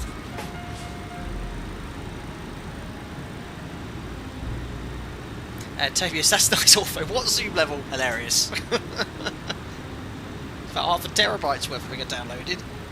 And I also had to spend about... we've got the Nimbus scenery for X-Plane 11. And they've updated it recently now to make it compatible with Ortho 4XP, but you have to re-download the tile with a patch. It has worked, thankfully, but that again took me another hour of my time. So I'm not deleting any of the Ortho around Atlanta now, because I've got all the patch installed here.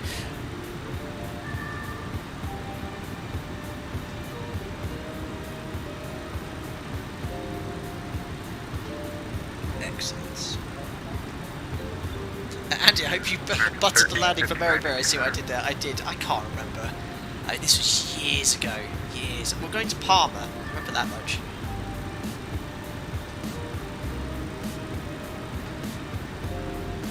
XCLP, what's the reason for those overhead panel windows? I mean, it's just that the aircraft of that design had them.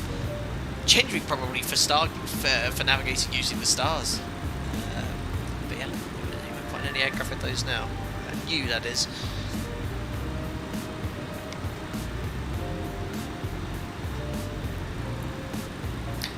Trinidad Deeply Ayen said used to fly on the Mad Dog from, I don't know where Papos Sierra went to Miami, and sometime JFK back in the 80s, 4 to 5 hours on this beauty. Yeah.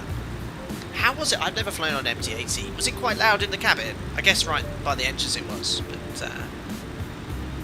I know it's very difficult to hear the engines from the cockpit. 2426, you're leaving airspace to the east, Washington Center offline, frequency change approved, radar services terminated, have a good flight. James, if you were a passenger on this flight, would you know any different that you were crabbing or not in the cruise? You'd have no clue, James, at all. I mean, yes, you can see here, looking at the ND, our track is this. We're tracking around 182, 183.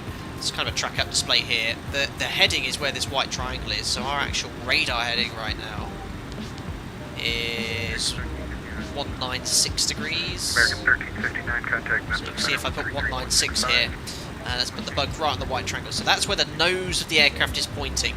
The aircraft is having to fly a heading of 186 degrees because we've got 114 knot crossing from the right here, and the aircraft is tracking 182. Same as you'd imagine crossing a river, a flying river. You'd have to point the rowing boats into the stream to fly to row in a straight line there. Same principle. It's very loud in the back, a bit cramped but still fun to fly in it. Like the 727, you don't want to be at the back. Super quiet in the jump seat and the first few rows, but it's very loud in the middle. Endeavour 5210, this is maintain 4000.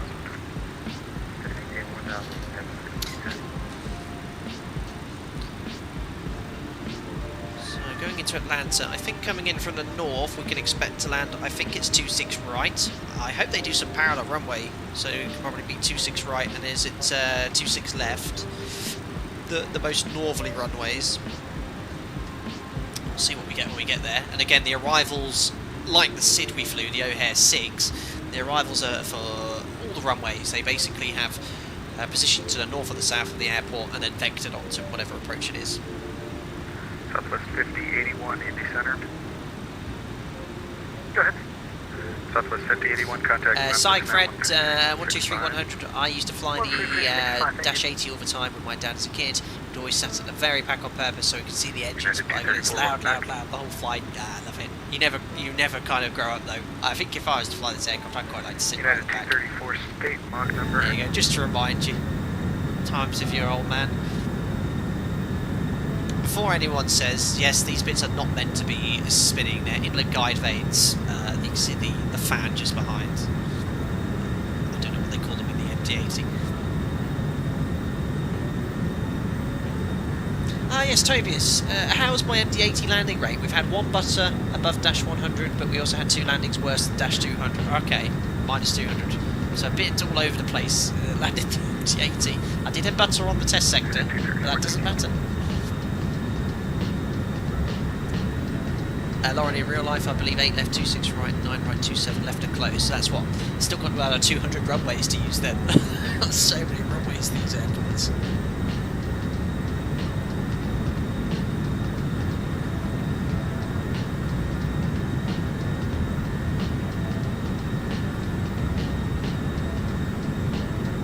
Clouds looking good. Shame about the beautiful scenery we can't see below.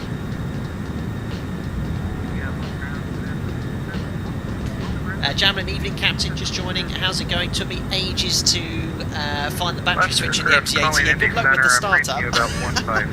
I'm very happy I did a test sector earlier because I think about a third of the switches I had to kind of relocate and take some time to find them. It's a real mismatch of switches and gauges.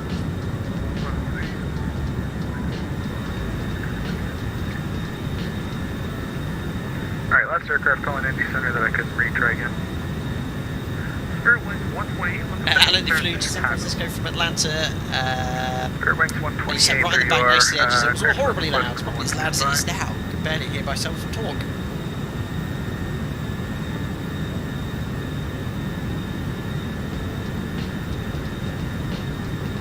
Captain FX says, Captain, I'm the United 787 in front of you. Ah, very cool.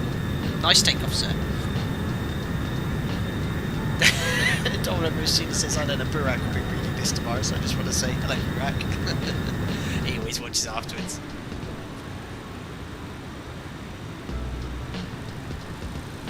Oh wow, So when I tested this sector earlier, I couldn't fly at 35,000 feet because that's too heavy. Now it's saying optimal altitude is 37,000 feet, which is the max. Taxi via Delta across runway 29er. 258 miles on top of descent. American 2 Papa Mike, Memphis now 133.65.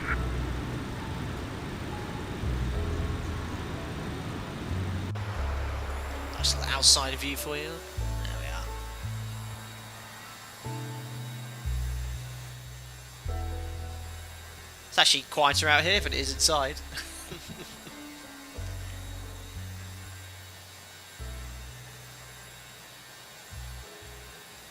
Nate said the MD-80 always climbing through altitudes due to its insane climb rate. Yeah, we nearly had a level bust on departure. I just about managed to level off at 5,000, but it was quite American 2 Papa aggressive Mike, on the Memphis, nose down there. Would have made you 133.65. float in your seats perhaps a little bit.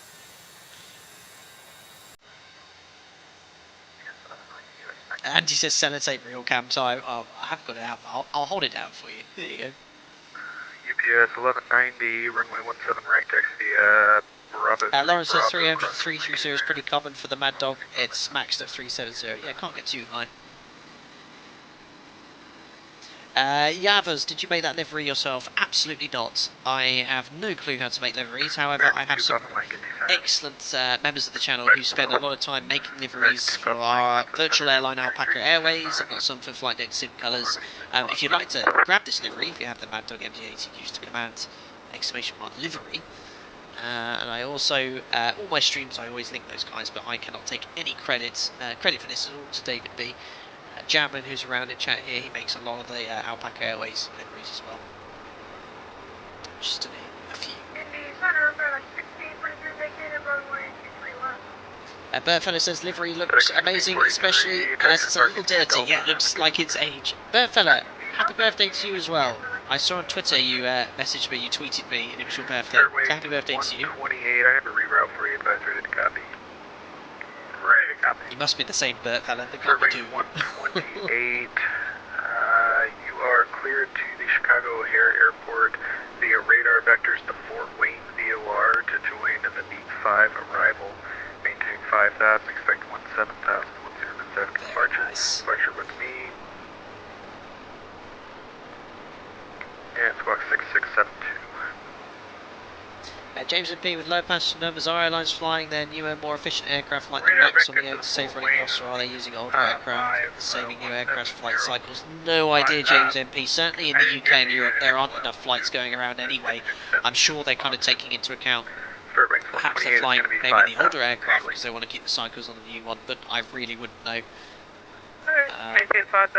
As mentioned last stream, I'm just happy I've got a duty, not a flight unfortunately, but I'm in the sim end of this month, February, for my 6-month training session as sim check, so they're keeping me current, which is good.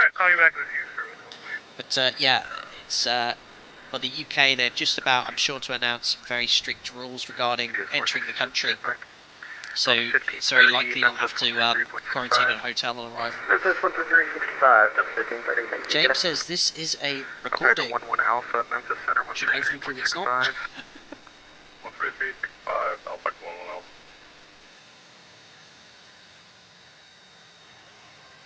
Very cool.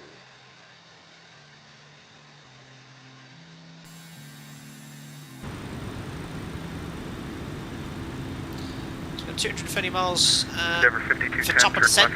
We'll start thinking about setting everything up shortly. 2:35, so half an hour still. We'll probably start setting up in about 5-10 minutes now.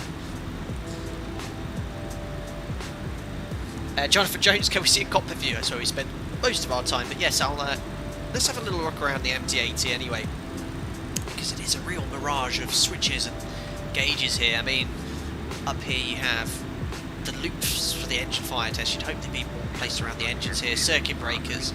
You know, there is some sort of organisation here. So you have electrical systems here in the APU. This unit here. Systems to power the APU are here. Navigation, lighting. This panel's a little bit of a mix-up of all sorts of different things here. A lot of afterthoughts here. So we've got PA light attendant, anti-skid system, a stall tester which we didn't test, yaw dampers here, and a logo light. I mean, this little panel here is a real mix of random stuff. Air conditioning and pressurizations here, and ice protection is here, so that sort of makes sense. The master caution system here is quite nice. I think it's better than the one on the MG. You have all the system independently checked on a sort of like cam display. Automation here very different to the 737. You essentially have the auto throttle here and the autopilot there, and they're two independent systems. They are independent on the 737, but they work in far better harmony than they do in the MD-80. So for the moment, here's your kind of FMAs. This is what's important. This is what is engaged. So the FMS is in Mach holes. The FMS is managing our speed. The navigation mode is in LNAV, essentially following the FMS navigational track with VNAV, and it's in a level segment. Very important when you're flying this aircraft to monitor the FMAs, or whatever they call them in the MD-80 here, to know what mode is actually selected. For example, when we selected level change on departure, the vertical speed window became the speed window, so you bucked your speed and the aircraft pitched for that speed. Yeah, so you just got to kind of keep on top of what it is. On the descent, I'll try and explain my very much lack of knowledge flying this aircraft and what it's doing here. Nice big levers here to pull the engine fire handles. I think these are huge mechanical levers that just pull out. Gear, just up and down, there's no off here. Engine indications. Here, your main instrument pack, FMS, radars down there. The pressurization system again is very interesting. There's like a mechanical wheel here, which I think when you have to pressurize man, you have to control here. Not sure what that does. Long trim, alternate system, not sure. Dial a flap system here, so you can literally dial in what flap you want. This is for calculating your trim for departure. Radio tuning panel. Packet 300. Rudder trim here. The MD-80 has a very small rudder, because the aircraft are obviously very close to the centre of gravity and not far out of sight. So in the event of an engine failure, there isn't as much kind of yaw around the normal axis, so it has a much smaller rudder. But I was actually reading into the MD-80 earlier, and I think in earlier models, when they had the buckets deployed or extended for reverse thrust, the rudder became very ineffective, so they had to make some changes. But it's a tiny rudder compared to, say, the one on the 7.3, which obviously, a conventional twin-engine aircraft, the engines on the wing, they need a large rudder to counteract any yaw caused by an engine failure, especially at low speeds. But yeah, that's a very quick overview of the aircraft here. You can control the ND here. Actually, we won't select airports. That reminds me of that thing you had as a kid, you know, where you had like the circles with the little holes in with the pen and you used to draw little circles around. What were they called? Turn that off, regardless. Yeah, it's quite a nicely modelled cockpit. I love all the little details they have. I mean, we mentioned it last stream. I think this looks like it's straight out of an Apollo moon landing capsule or something like that. It's so mechanical. Love it. It does have a modelled cabin. I think the door opens, but there we are. Alpaca food only. This is David B's sense of humour. Oh dear. Yes. No, I'm not going to try and open the door before anyone asks. We don't have a toilet model, unfortunately, but here we are. The 3-2 cabin layouts with the alpaca headrests. Flight data sim painted onto the cabin wall. See if we get loud. If we go to the rear, if it gets any. There's a spirograph. Who here had a spirograph? I had a spirograph. That's what that looked like. Only 90s kids will remember this. Absolutely bloodline. I mean, I'm very much only just 90s. Well, I am 90s, but very close to 80s. And it is loud back here. It's quite cool. And there's that little. Look, you can go down here. I'm not going to push that though, because I don't want to open the. God, imagine having that. That's the seat you don't want to have. GPS 1190 radar contact, altitude passing. At least here, look, you can see inside the engine. 1190 heavy, climb maintain flight level 230. Very cool. Yay, my ortho tiles, yay! Let's jump on into the cockpit anyway.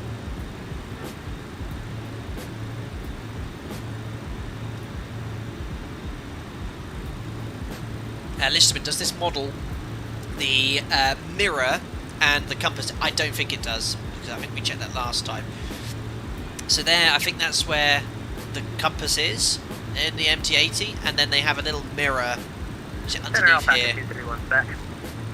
I can't remember. There's a fantastic video on YouTube from an MD-80 captain in an MD-80 showing you all the quirks here, and I can't remember exactly where it is, but there's a mirror here which reflects the compass which is positioned here. And apparently, I think it's because they forgot to put it in or something. But yeah, that's crazy. Bedfellow, where are the 100 or so passengers hiding? Yeah, 120 passengers with invisibility cloaks. Oh, listen to it. It's on top of the glare shield in real life. Yeah, I don't think they've modelled it here on the Rotate MD-80. It's a shame. Might have been a nice quirk to have seen.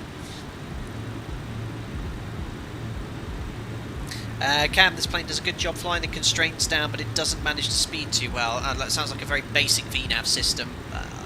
The NG is quite good because it'll design a VNAV path to maintain a target speed of idle thrust, whereas I found a lot of other aircraft ones in FlySim. They're not so great at maintaining speed, but they will respect the constraints. So you have to kind of manage the speed yourself, either increase the drag with speed brake or add thrust. Raised to Help, the name of that video is Why I Fell for the MD-80. There you go. It's actually a really cool video. Really, really cool.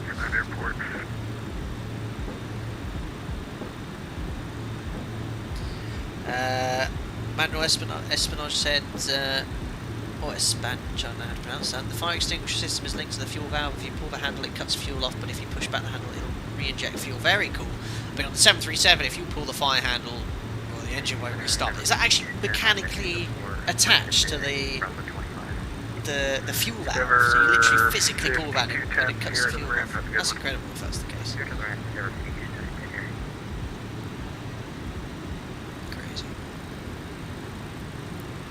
Chad Palmer says all alpacas are in the overhead compartment. It means economy seating. Unbelievable.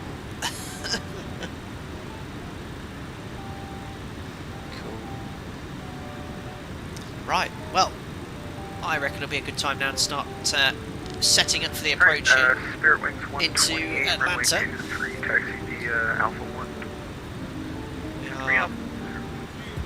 Just to the north of Clarksville. Alpaca 1 Tango Lima, contact Memphis Center 133.65. 133.65. Alpaca 1 Tango Lima. Cheerio.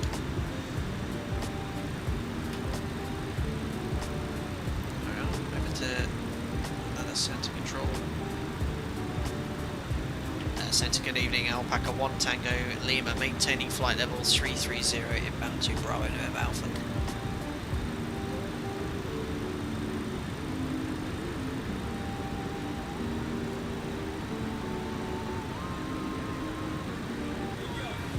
What was that frequency? 13365, Memphis Center, wasn't it? Alpaca 1 Tango Alpha, Memphis, Roger. Was that 1 Tango Alpha, he said? Memphis Center, hello, just want to confirm it's Alpaca 1 Tango Lima, flight level 330, inbound Bravo November Alpha. Alpaca 1 Tango Alpha, Roger, good evening. Okay, I'm pretty sure he said to me, I think he's responding 1 Tango Alpha, but he recognised us twice at least. Clinton Carr says, pull the lever and see what happens. Negative. And Scooter 3 Kilo, if I didn't give it to you, I'll let him disregard. It's now here. Okay, looks like people are getting cleared on arrivals here. Cool.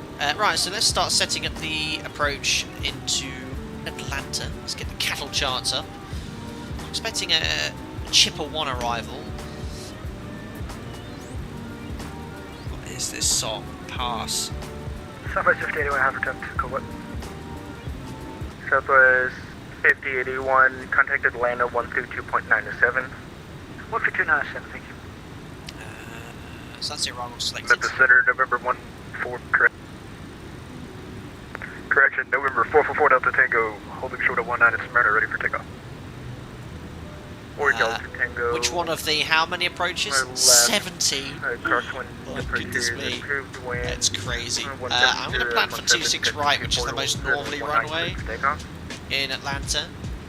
I'll grab the 80 shortly, but clear for takeoff. getting cleared onto any of the other ones. We might be able to do a sidestep or just quickly get the ILS program for another one.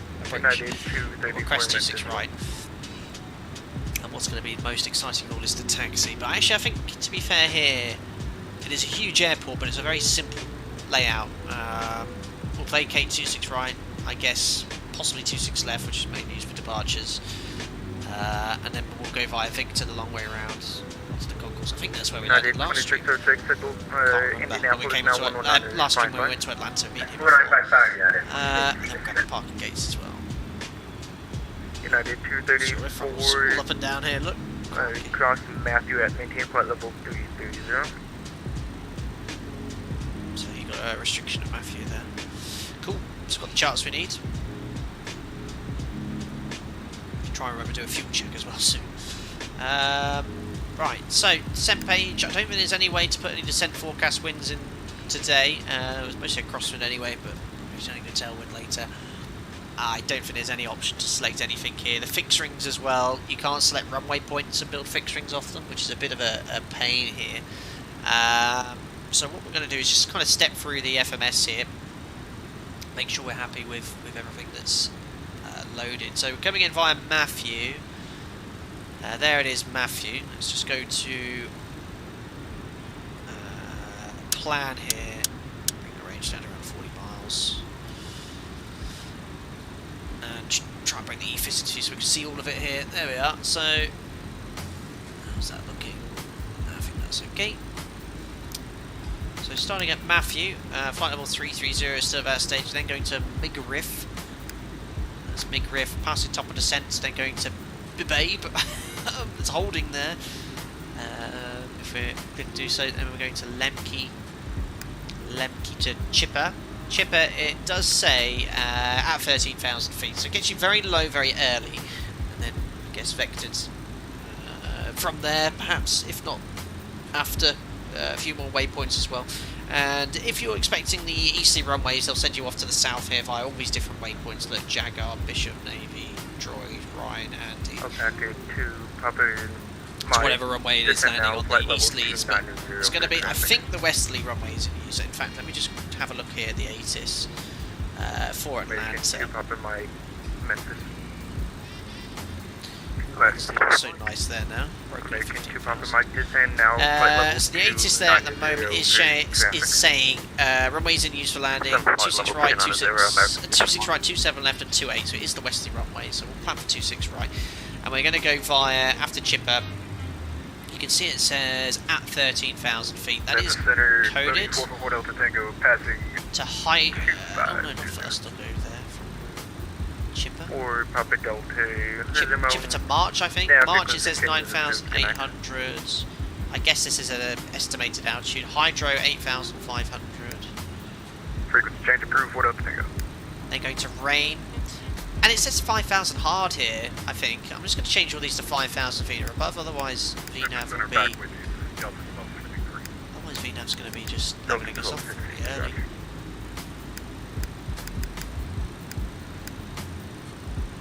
I don't think we'll go all the way out to Kiwi. If you look here on the ILS chart, Bamboo takes you to a 12-mile final, so I should think we'll get cut into Bamboo instead of going all the way out here via Zello. Zello's on a 21-mile final, so I think for descent planning, I'll leave what's just to the north of Bamboo. Let's have a look at the ND here. I might just want to be at 5,000 feet a beam, or just north of Bamboo. Kilo, if I didn't give you the change already, Atlanta 13297. So you can see there's Bamboo. Kimmy then. Kimmy I want to be at around 5,000 feet. So Kimmy I'll leave hard at 5,000, and that will allow then for a straight right turn to Bamboo onto a 10-mile final. And that will leave us plenty low enough onto the ILS. We'll execute that then. I think it's hard altitudes, I wonder. I think the FMS is okay in this aircraft, but perhaps a little basic. I wonder if I change this to an above, if it'll change these altitudes here. Center, hello, Alpaca 231, flight level 350. There's no constraints there, so it's just the 13,000 at Chipper. Right, that's the FMS loaded anyway, to give it a little bit more of a representation of what we can expect here. Let's get the ILS tuned up for 26 right now, so ILS frequency will be 110.1.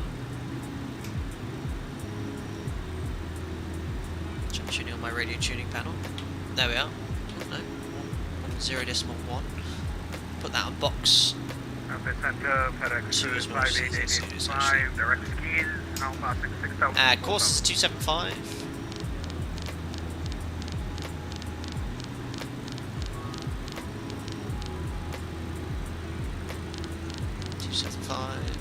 FedEx 5885, turn, or depart skis. Height check at AJ, 2,700 feet. That's the rise low capture set point. It's at 7 DME or 6.9 DME from the threshold there. So we'll just check. We've got AJ. There we are, AJ 2,700 feet. So that is coded in the FMS. Minimums are 1190, so 200 feet AGL. There's no real way of setting it. I could just set this to 1190 here as a reminder, but it's not going to give us any call out, except we have to visually make sure we're visual at 1190. So the elevation's 1,000 feet, MSA 3,100, so nothing around the airport's going to be any issues terrain-wise. And simultaneous approach authorised for 27 right, 27 left, or 28. So 27 left, 27 right, and runway 28. So that's to the south here. So it's just basically saying all the runways we use. Ready when you are. ILS glide path not coincident. So basically, if you follow the ILS all the way down, you'll find that the VGSI will start differing. Not sure what that acronym is. Alazar, I've never seen that. That must be something to do with the lighting. I've never seen that terminology before.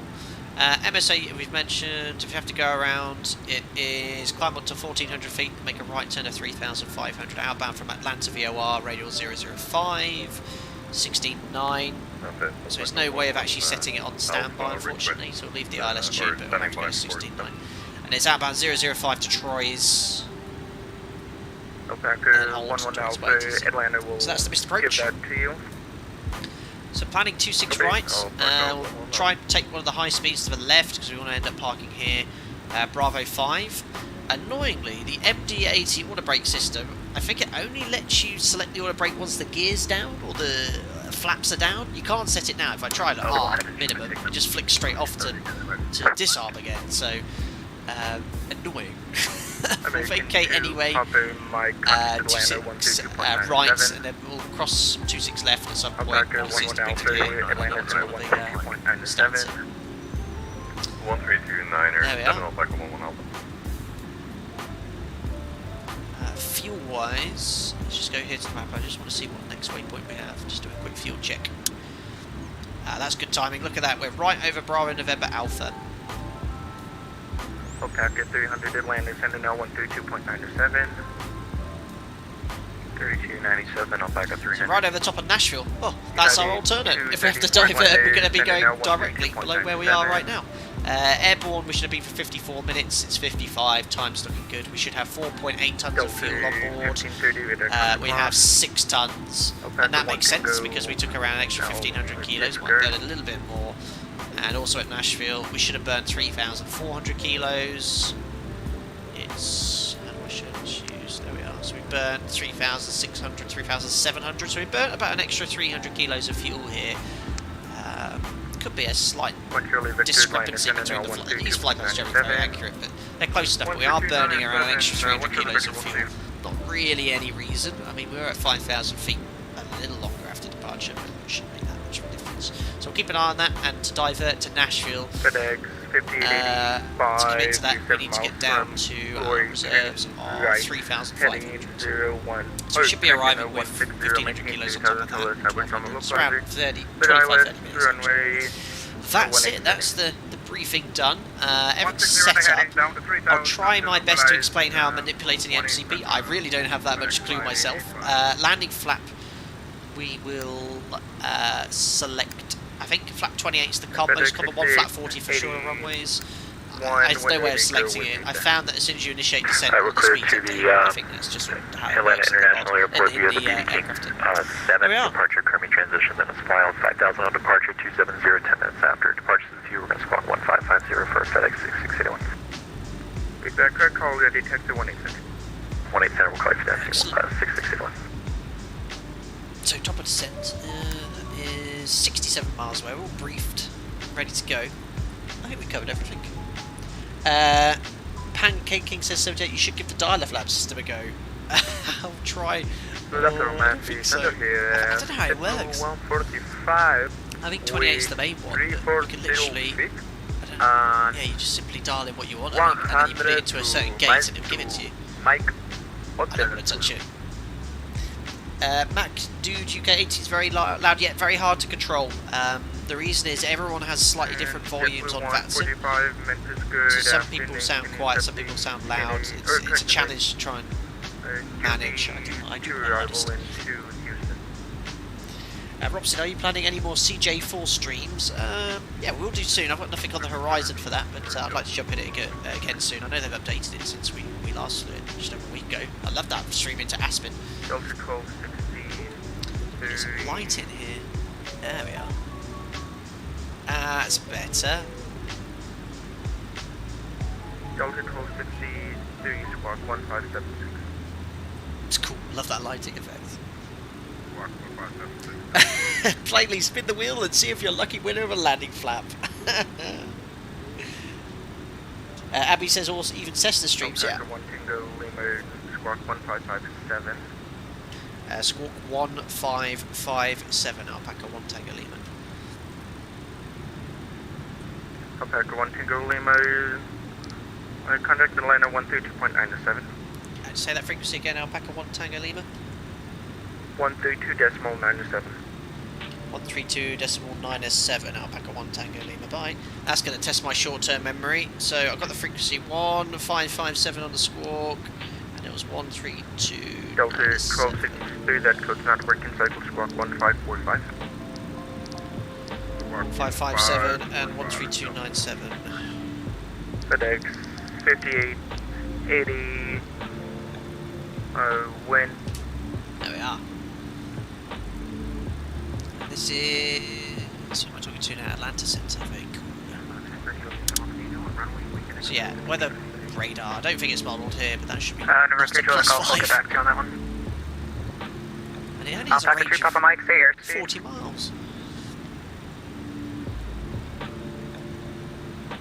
American 2 Papa Mike, Atlanta Center. Coda says, do a barrel roll for the lols. Oh no, entertaining streamers for such requests. Atlanta Center, hello. Alpaca 1 Tango Lima, maintaining flight levels 330. Overhead I have. I'm trying to get my teeth in. Alpaca 1 Tango Lima, Atlanta Center, hello. Perfect. Where are we going? Right turn? Left turn, please, to Matthew. There's top of descent, look, 40 miles away. 234, are you able to accept the Glavin 1 arrival? List. Please just send those numbers in backwards on there. Jason, does weather radar ever pick up returns from other aircraft in the line of sight from the beam? It sure does. It sure does. Yeah. If you're in the cruise and aircraft is going towards you, or the same track within the scan scope, yeah, you'll pick it up on the radar. It comes up as like a bright blob. You only really see it within 40 miles range, though.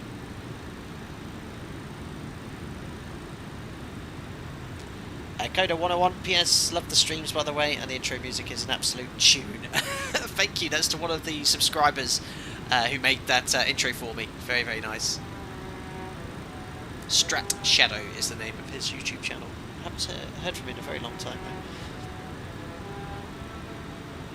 Rab Tavis says CPDLC is a blessing for those crossing the Big Bomb, but using it overland is useless. Not exactly CPD. Rab Tavis, I didn't really call you CPDLC there. The whole idea of CPDLC is to lower the amount of what is going on in my cockpit. What in the world? 251 Charlie Victor, the Knoxville, altimeter 294. Graphics card giving up. CPDLC is designed, you know, imagine in real life over London or Maastricht or something like that with a huge amount of traffic flying in real life. You can't get a word in edgeways, so CPDLC lowers the amount of traffic on the main VHF radio. And that was a bit funny. I don't know if that was my graphics card or just a thing, but jumping in and out of the cockpit seems to fix it. Big old cumulus clouds up here ahead.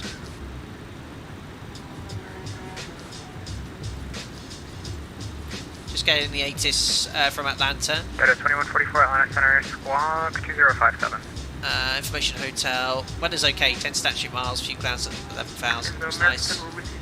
And as expected, American 10, contact Washington Center 133.72. simultaneous departures and arrivals. Expect usage right to second left visual. Perfect. FedEx 1492, contact Atlanta approach, correction, Charlotte approach Where's top of descent 126.15. gone? Have we passed top of descent? 2615, Have I... 1492, go Yeah, on. we've already passed it. I wasn't concentrating. Alpaca 1 Tango Lima, request descent. Alpaca 1 Tango Lima, descend and maintain level 240. Descend, maintain flight level 240, Alpaca 1 Tango Lima. Oh, look at that, it's done a Alpaca dirty, 300, descend and maintain level dirty dive look, so 290. we already passed our top of descent. 290, Top of descent's in Alpaca chat, 300. guys. It's been sick there because we've just pulled about minus 0G. And how do I know where my path is? It must be below us, it's doing a dirty dive. I'm just going to keep an eye on our speed here. Right, EPR mode. Climb. That is 2144, radar contact, 15 miles southwest of Foothills, VR, descend and maintain level 240. Engine sync can go off. American 2 Papa Mike, welcome Seatbelt back. sign can come on a bit early. 13,000, fly, later. heading Next is descent the 150. altimeter. When able, proceed direct chipper. American 4412 with Well, leave it in VNav. I think it's capturing the profile. Heading 130. Top of descent, aka top of dive. You've got it, Sim 737 pilot. Well, I'm in VNav still, and it's capturing some path, but it seems to be doing around 2,000 feet per minute. Speed is okay. A little bit above the target speed. We're doing around 290 knots already. So we'll keep an eye on it. As long as it doesn't go above the barber's pole, we'll be grand. And this is to descend to maintain that restriction at Chipper.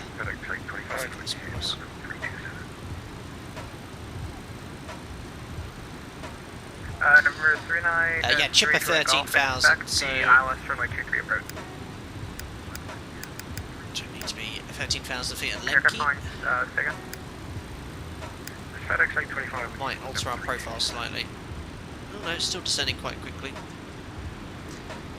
FNC should say where you're on profile, says Pancake Ring. Do you know what page that's on? Not on the progress page. FedEx 825 Atlanta Center. Not the set page, just the path arrow is empty. Well, it's following some path. I mean, we're very far away still. American 2 Papa Mike, flighting 180. 150 miles away, but it's that chipper restriction so early. 10. Thank you very much, Ethan. Alpaca 11 Alpha, contact Atlanta. Thank you very much, Ethan Cole, for the 5.7. $5. That's very, very kind. I hope you're doing well wherever you are. And no comment with that one. It's appreciate the donation. Cheers, buddy. Nancy Murphy, Mad Dog, you would have Alpaca 300. even had a barber. Is there anything you couldn't do? Should be You're on clear the to the Atlanta page. Airport via fly heading 180. Expect Yeah, direct no climb, information climb here. and It's arrival. page 1 of 1. Descend and maintain level 2. Flight path angle, vertical speed required, but I think we're on the path. I'm guessing that's it, but 220, and what was the heading? it's shown on path since Heading even 180 though we for now. passed You after can expect the Let's Globin go 1 and do arrival. something. Globin 1 arrival. Need some engine OTIs here, by the looks of it. That is FedEx 825, radar contact, Just 2 miles gonna do south engine of anti-ice on the here. NWR. 825. 2144, descend and maintain 15,000, the Atlanta altimeter 294.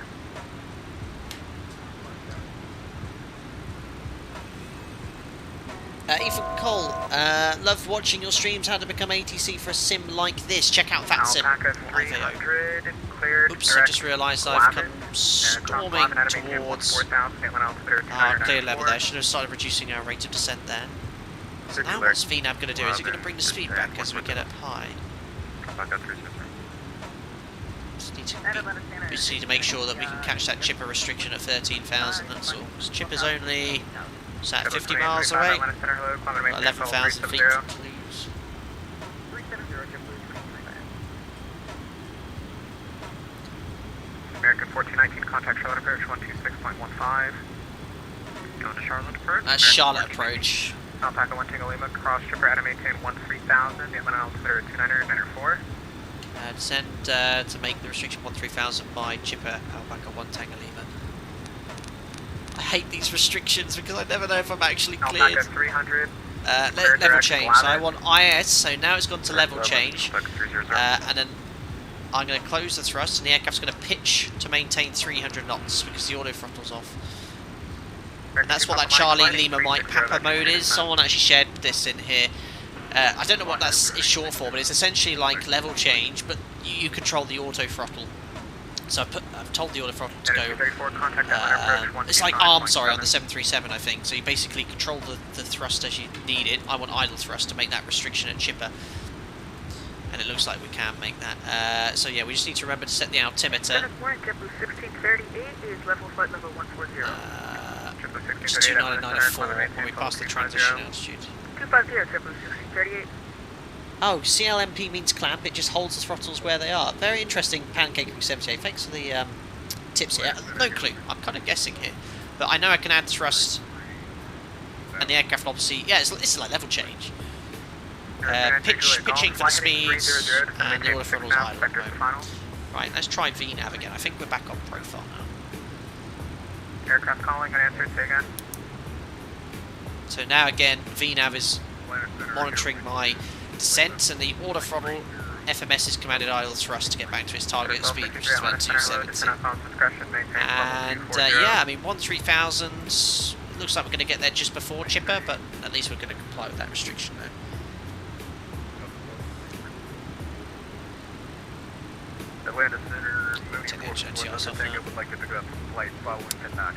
I mean, this is how many times this is only the third ever time I've streamed this aircraft. It was 8 months ago since I last streamed it. It's incredible. I only started to fly again this morning. I took one look at it and think I'm never going to remember it all. It's incredible how quickly little bits come back. Center Alpha 300, unable to make the 14,000 restriction. Alpha 300, roger. So this 13000 restriction at chipper very early, but you're still very far away from the airport, but it just puts everyone below any potential airways, I guess.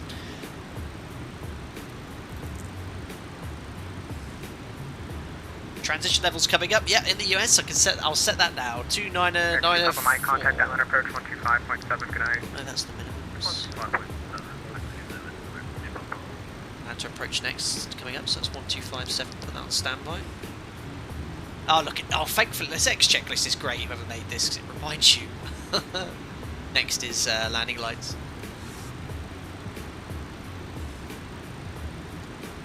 Simple Enigma Gamer says you're sounding chipper at this late hour. Yes, nearly 11 o'clock in the evening here in the UK. I quite enjoy doing these later streams though, because with lockdown and not being able to use the house, Marion and I have been going to bed quite late, so I feel very alert and awake. NKLS 1337. You just watched Takeoff for this flight. Goodness gracious, what a busy plane to fly. No, nothing to see on departure. Gotta get on the ground first. Yeah, I'm really not sure what VNAV path we're following. Really, I'm not. I think it's going for 13,000 feet at Lemke, isn't it? Well, no, in between, look. Well, what I'm going to do is flick over to vertical speed. So let's go vertical speed. Auto throttle is in low limit. I think that's because it's below its target speed, I think.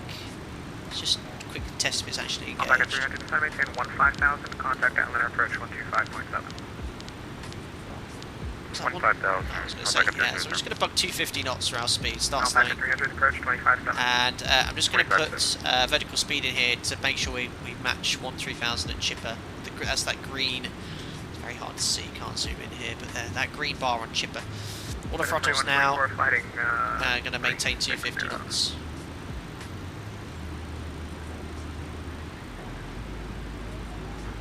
Robert Marshall, happy to catch you live for the first time, and you're landing at my most familiar airport, Atlanta. Lace and butter, I'll see what I can do.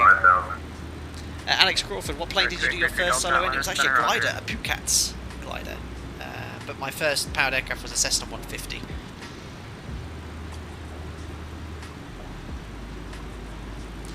Also, thumbs up for flying in the US. Yes, thank you very much, Sim737 pilot. Yes, if you are enjoying me flying the MD-80 in the United States of America, smash the thumbs up button as we approach Atlanta here. Boy, we've got 325 likes. A pitiful amount. Appreciate it, guys. Thank you.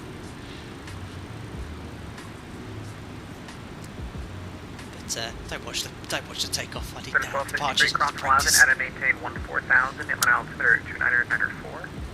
Well, easily going to make that chipper restriction.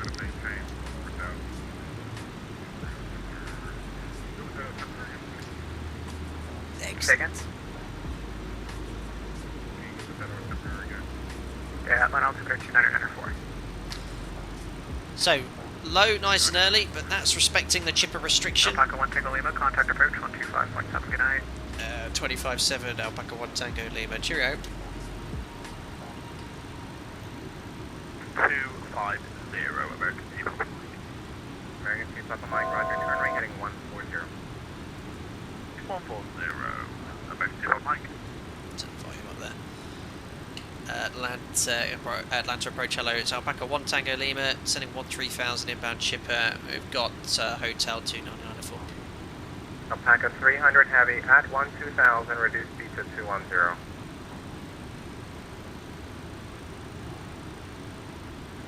Look at you doing it US style. Alpaca 300 heavy, Atlanta approach. Uh-oh, 3. Atlanta approach, Alpaca 300. At 12,000, reduce speed to You're on 210. best behaviour here, guys. 210, Look at all this lovely ortho, though. Alpaca 1 Tango Lima, Atlanta approach, the Atlanta altimeter 2994, runway 26 right. 26 right, Alpaca 1 Tango Lima. Now we are levelling off at 13,000, 250 knots, yes. Managed to work it so far. And 26 right, United perfect. 234, just want to maintain Get the engine anti-ice on again. Fucking find the flipping switches. -3 outside on the tap. 26 right with V-loop, I even know what that is. Ace fly wings. 1-1 Alpha, contact Atlanta approach. Yes, hopefully around there so they can still use 26 left Victor loop on onto stand. We've used it before. Delta 51, Not this 27 excellent heavy, Atlanta aircraft. departure, radar contact, climb and maintain 14,000. 14,000. Gary's not a very happy guy. Was he ready for the alpacalypse? I don't think so. I really wanted a nice quiet evening on VATSIM.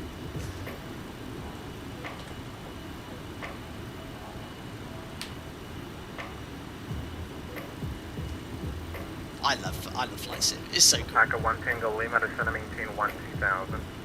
So maintain 12,000 Alpaca 1 Tango Lima.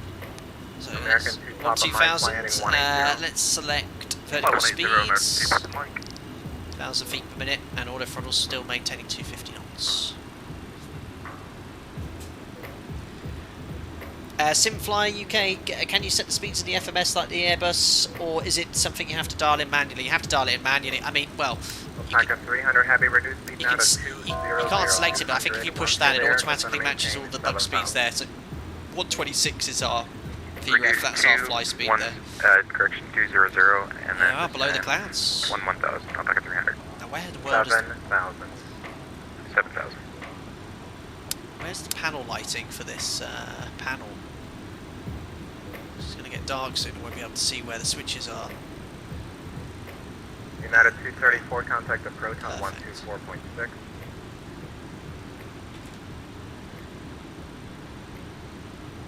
So that's Atlanta approach next frequency 124.6. There's 12,000. It's going to level off. Why is the aircraft not leveling off? Why is the aircraft not leveling off? That's me having to... I'm pitching up manually here. That's me manually pitching up here. Nearly had an altitude bus. Oh, it's fighting me. American 2 Papa Mike, turn right heading 210. Why are you still descending? Why did not... Right, I've shoved in out hold. American 2 Papa Mike, Atlanta approach. That's me hand flying. Why did it not level off Turn at right heading 12,000? 210. Heading 210, American Team Mike. Vertical mode still. Alpaca 1 Tango Lima, clear direct cloud. Direct cloud, Alpaca 1 Tango Lima. Nothing to see here. Alpaca 300 heavy, reaching 7,000. Let's get Reduce trim speed here. to 180. Wow, so if Reaching vertical 7,000, speed, it doesn't have 180, altitude Alpaca capture. 300. Right, autopilot's... There we are. Phew, that was close. 50, 40, 30, 20, 10. Oh, that sort of cloud. Execute. There we are. Oof, that was Just close. finished my second VATSIM flight ever from Schiphol to Dublin. Well done, boy Bore. And of course everyone thought let's go to Dublin too. Very late landing clearance at about 300 feet. I luckily survived. Keep up the good work, Captain. Learned a lot from your videos. Thank you so much, boy Bore. It's very, very kind. Congratulations on your first venture on VATSIM. I hope to see you on the next group flight, perhaps. But best of luck with your next ventures. Sound like you, yeah, landing clearance at 300 feet. Very, very tight, close to the runway there. There we are. Very good. Yeah, so you have to. 300 heavy contact approach on 124.6. Alpaca 300 heavy contact, Atlanta approach 124.6. Yeah, that was close, and that's why situation awareness is so important. I saw her approaching 12,000, Calling approach on the answer again. and I just noticed that the rate of descent wasn't really levelling off. Went past 12,000, like, oh yeah, and that's just an unfamiliarity with the You're not at aircraft. 12,000. What's your present? So I engaged vertical speed, got it to descend, but it obviously wasn't in out capture. Or, the only other aircraft I've flown that does that is the Tupolev. Skyhawk The Tu-154, which will manually push it out hold. It won't enter that then. There you go. Good situation awareness there. I'll give myself a sticker. Runway 26 right, fly heading 180, descend and maintain 9,000. Seth, it does just have to pull the knob to arm it. There you go. Oh. There's Delta 2144, fly heading 180, descend and maintain 9,000.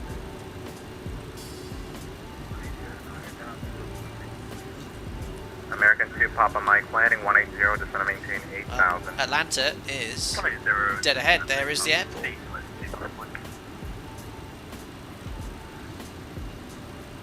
Atlanta approach here with you, 14,000, Delta 5127, heavy contact, Atlanta Center 132.907. So yeah, that's a big gotcha. So in VNAV, I guess it expects that. 40, 30, 20, 10. Thank you very much, Tal, for your donation again. Thank you very much, buddy.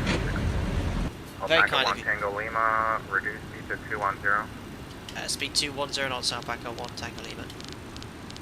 American 2, Papa Mike, contact approach on 124.6. That's our clean speed, just about.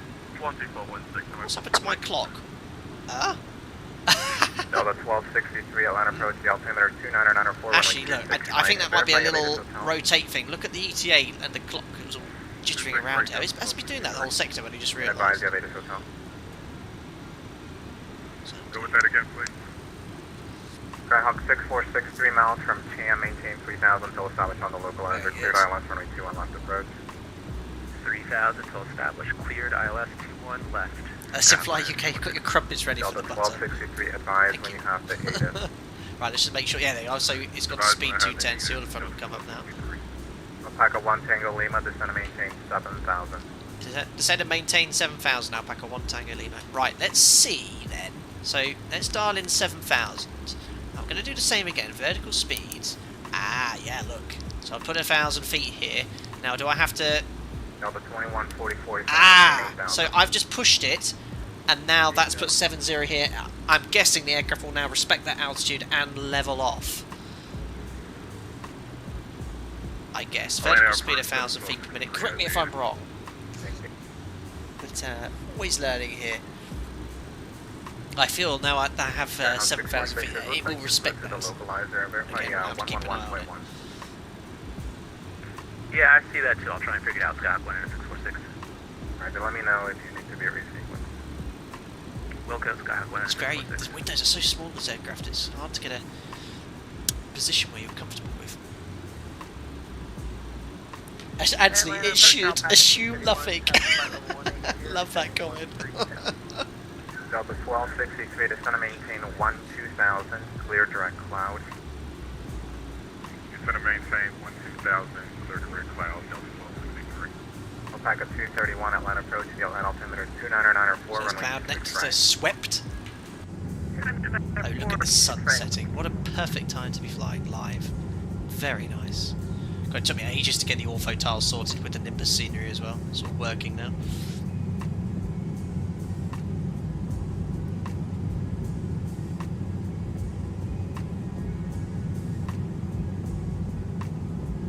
What a view.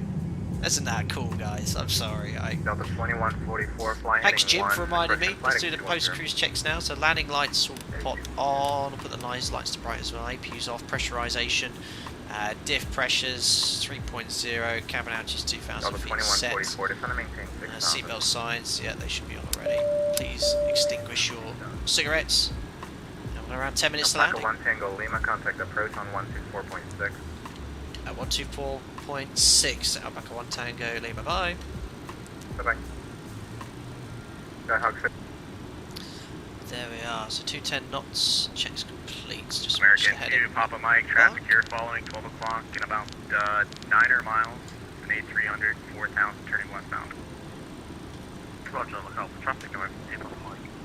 American 2, Papa Mike, for now maintain 210 knots.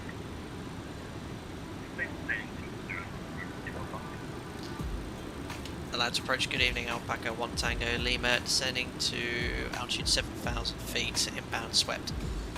Alpaca 1 Tango Lima, let approach, descend and maintain 3000, 26 right.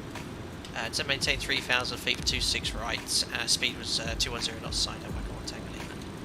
Roger, maintain that, then descend and maintain 3000. And maintain 210 knots and 3,000 feet, Alpaca 1 Tango Lima. Right, 3,000 feet set, we're downwind now. There's the airport. Delta 2144, line approach, descend and maintain 5,000. Looks like we've got the DME distance here. You said the ILS, did you choice which one? Yes, sir. Okay, Delta 2144, expect the ILS 26 right approach, descend and maintain 4,000. Perfect. So yeah, if we got turned onto a base leg now, we'd be a little bit too high. American 2, Papa Mike, in addition, the airport. So I'm just going to keep going 1,000 feet per minute. 70 you have the field or the traffic inside. And yeah, let's turn the music off. And 300 Heavy, I appreciate your help. Contact the tower 19-1, you have a great night. 19-1, Alpaca 3 return. American 2, Papa Mike, off the traffic. American 2, Papa Mike, thanks. Follow that traffic. Cleared visual approach runway 26 right. Maintain 180 knots How greater cool to is 5 that? teammates.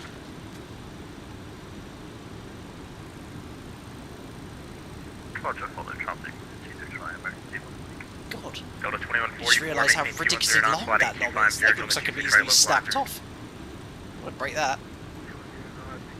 So now we're in a bit more of a better position to take a base turn here, but we're in a good position. We can easily get the flaps out if we want to extend them, but we'll keep it descending now on base leg.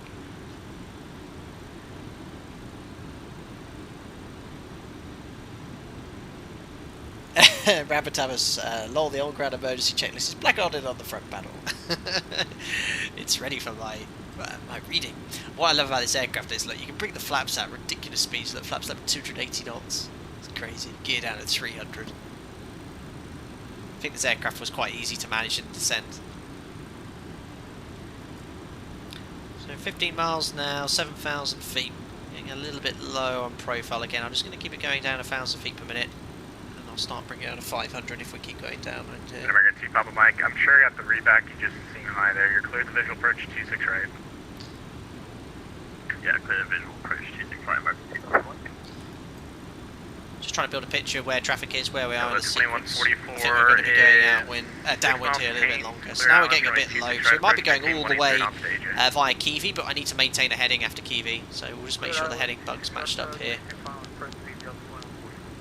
Negative. 180 knots or greater to AJ, 180. I'm just going to go to 500 feet per minute now. So we're nearly 20 miles out at 6,000 feet. Alpaca 1 Tango Lima, 210 knots on the speed. If you can do it, turn right heading 180. Heading 180 degrees, Alpaca 1 Tango Lima. It's a pull. There we are. Alright, 2 Papa Mike, contact the tower 19-1, good day. Let's crank that bank angle up to 25. And there's base leg. Alpaca 1 Tango Lima, can see that right turn heading 250. Join the runway 26 right localizer. 250 degrees, get to set localizer 26 right, Alpaca 1 Tango Lima. Now, interesting, will X-Plane pick up the localizer, I wonder? I'm just going to route direct to Hines in the FMS, but stay in heading select. Alpaca 1 Tango Lima. Traffic out of the turn is going to be off here 10 to 11 o'clock now, and about 5 miles westbound 737 at 4,000 for traffic or the field side. Looking out, Alpaca 1 Tango Lima. There we are, look, I think it's just come alive. We're just below the glide slope. Nice little CDA we've managed here. Correct sensing, so I'm going to arm Vorlock. Lock's armed.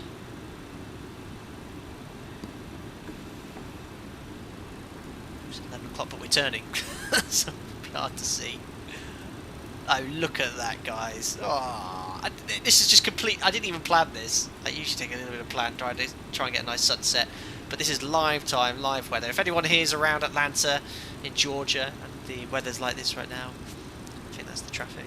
Oh no, it's another runway. Nothing to see here. Look at that.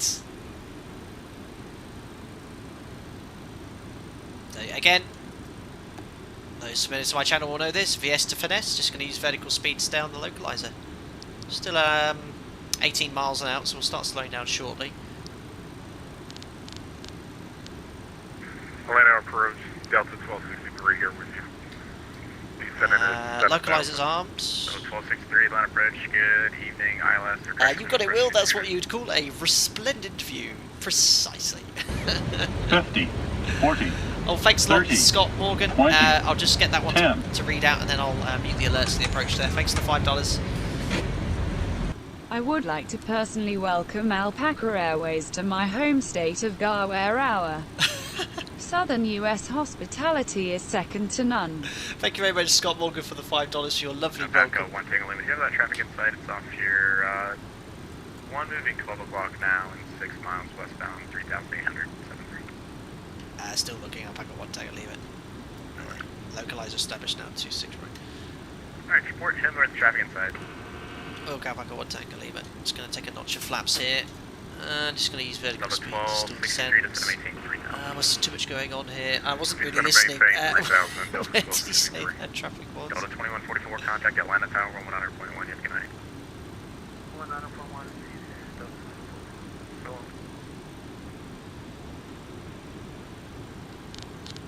Taking a notch of flaps here. Alpaca 1 Tango, leave it. Just say that traffic is again.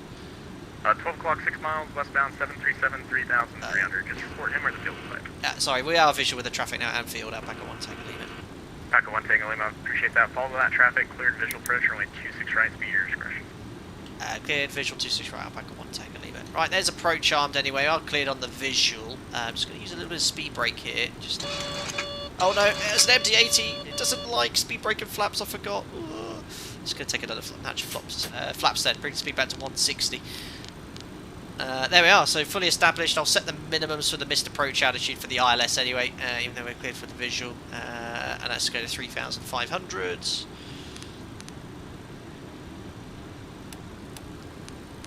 Oh. Little 1263, turn right, heading 180. No, how do I set 3,500? I'm going to set 3,000 for now, have a look later. I need to do the landing checklist as well. Oh dear. Ignition switches both on. I nearly forgot to do this once. Turn right. Hydraulic pump transfer switches on. Delta 1263. 180. Hydraulic auxiliary on. Speed brakes armed. It's armed. Flaps extend. Those lights on. Alpaca 1 Tango Lima, contact Atlanta Tower 110.1. You have a great night. Tower 11901, thank you, you too. Alpaca 1 Tango Lima, bye. Right, so we're fully established now. Speed's coming back nice and slowly. Runway heading I forgot to match as well. Busy, busy, busy, busy, busy. Speed's coming back nice and slowly as well. Bring that to 150. Checking the tower. Tower, hello, Alpaca 1 Tango Lima is 26 right. Still approach. I did that already today. Sorry. Oh no! Tower, hello, Alpaca 1 Tango Lima 26 right at 90B. Alpaca 1 Tango Lima, Atlanta Tower 170 Atlanta, runway 26 right, clear land. Traffic is short final now. 26 right, clear to land, Alpaca 1 Tango Lima. Excellent. Right, let's drop the gear. Gear down. Gonna bring that speed to our final approach speed as well. Flaps to 20. No, that's wrong button. Sorry, wrong button. I think that's 28 there. Complete that landing checklist. 275, we'll hold short 26 left. Auto brake selector, that was it. Oh, it's so hard. For takeoff, 26 left, Delta 275. And that's it, landing checklist is complete. Just our final approach speed to plug in. 125, flaps 28. Yeah, we might be flaps full. Oh, I actually went to flaps 40. 130. 130. It's so hard. It's so hard to fly this aircraft. Right, I'm quite happy with how everything's gone though. We're fully stabilised. Gears 3 green, flaps at 28. Landing checklist we've done, all the brakes set. Right, there's hand fly. Have a bit of fun here. Tower American 1543. Ground, let's get that on standby. Ground is 121. 27 right, line of point. Line of way 27 right, American 1543. Excellent, right. Let's have some fun disconnecting. Bravo. Auto throttle. Join the Victor loop and then contact ground 120.9. Autopilot's off. Autopilot. Oh, where's the thrust going? My goodness me, I think it was just matching the position on my thrust lever there. What a lovely approach. This scenery by Nimbus, by the way. I think I need to do another stream here during the day so we can appreciate the scenery because it looks epic. 1,000. Guys, let me know in chat, would you like me to fly out of Atlanta again very soon? I think a 260 day of the MD-80 out of Atlanta would be too bad of this. I've loved flying in the States today. Right, a bit high on the speed here. Look at my speed. Oh, I'm meant to be doing around 130 knots. I'm doing around 100. Well, actually, not bad, actually. 135. Bit high on the glide slope. There we are, back on the Pappies now. Rate of descent is good.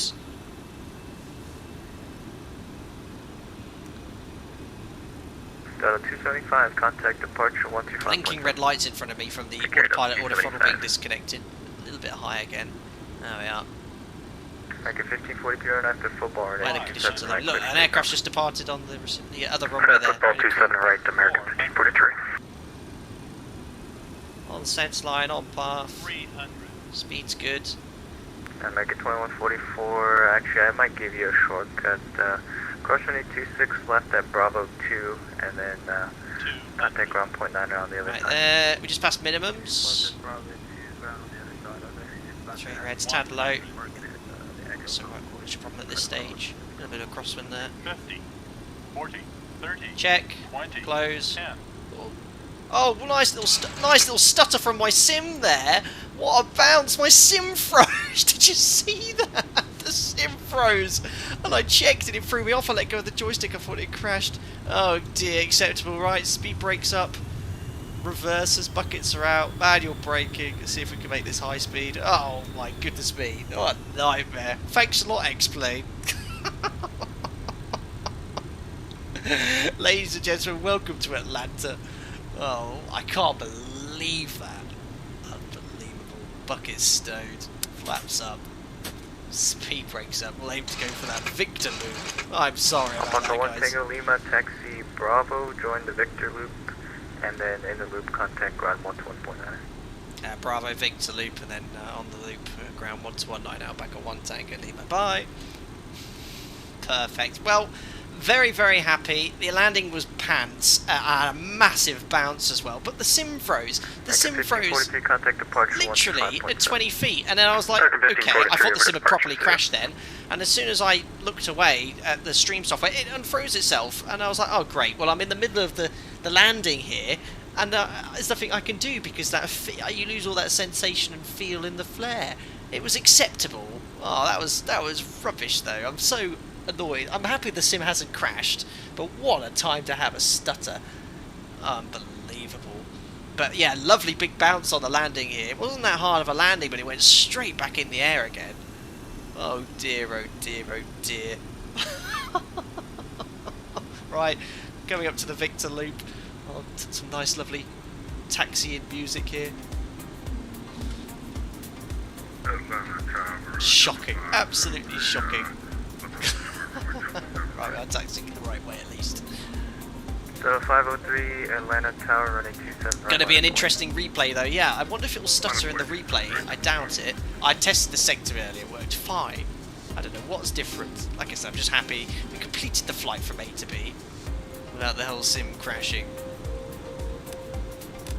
Right, retract that. Nose light to dim. Position lights to on. Transponder to standby. Let's try and navigate here the loop first. Actually, I'll quickly go. Hello, 1263 tower.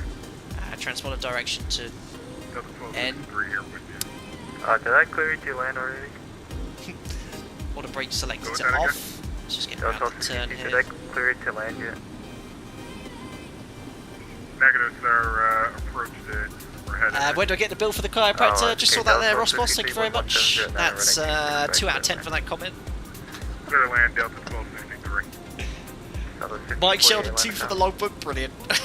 Keep them coming. 1540, go ahead. So 1540 on after sun, running 26. Oh dear. Want to break selector off. Great flight though. Great flight.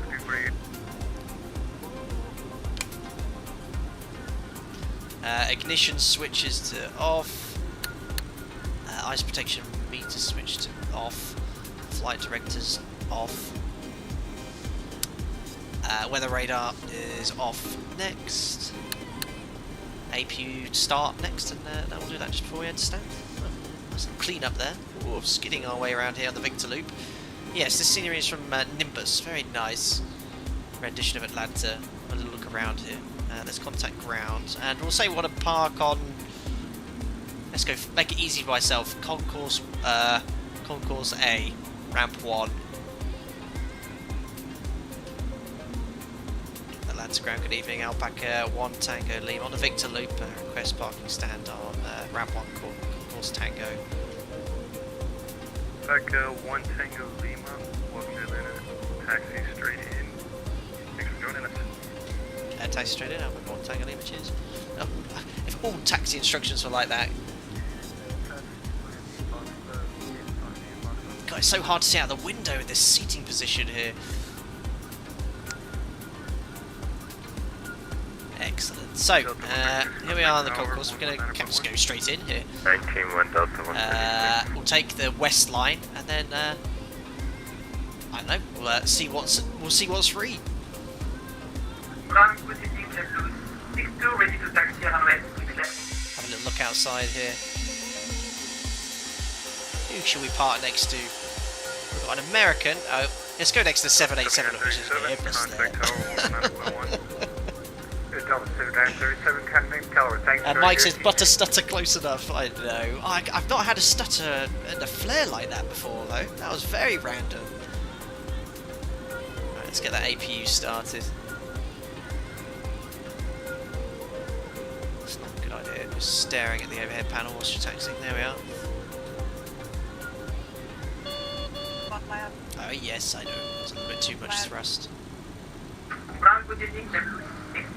Right. I reckon if we just plonk ourselves next to the United 787. Let's go on stand. What's that? Alpha 36. Follow me car. We've got passengers waiting for the next sector. Is there going to be enough space? That's the question. Yeah, we'll just go under their wing. Actually, I'm not going to take the next one along. Actually. Oh, shush. Didn't actually realise how massive the 7.8 is. Let's change plan. Change of plan. Let's go right in. Let's go for Tango 11. He didn't crash. No, that is true. Right, let's put that retract nose lights off as well. Oh. What's going on? This guy's having a nightmare. Good evening, Delta 464 at that didn't happen on the test sector. What is going on? Is that to do with any of my glitching? Why is that so funny? I'm such a child. 27 right via Lima, Juliet, Mike, Delta 464. Oh, he's now fixed his arms. Great.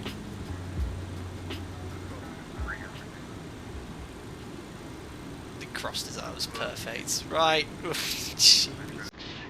Parking brake is set. Right, what we've got left to do then. APU should be available now.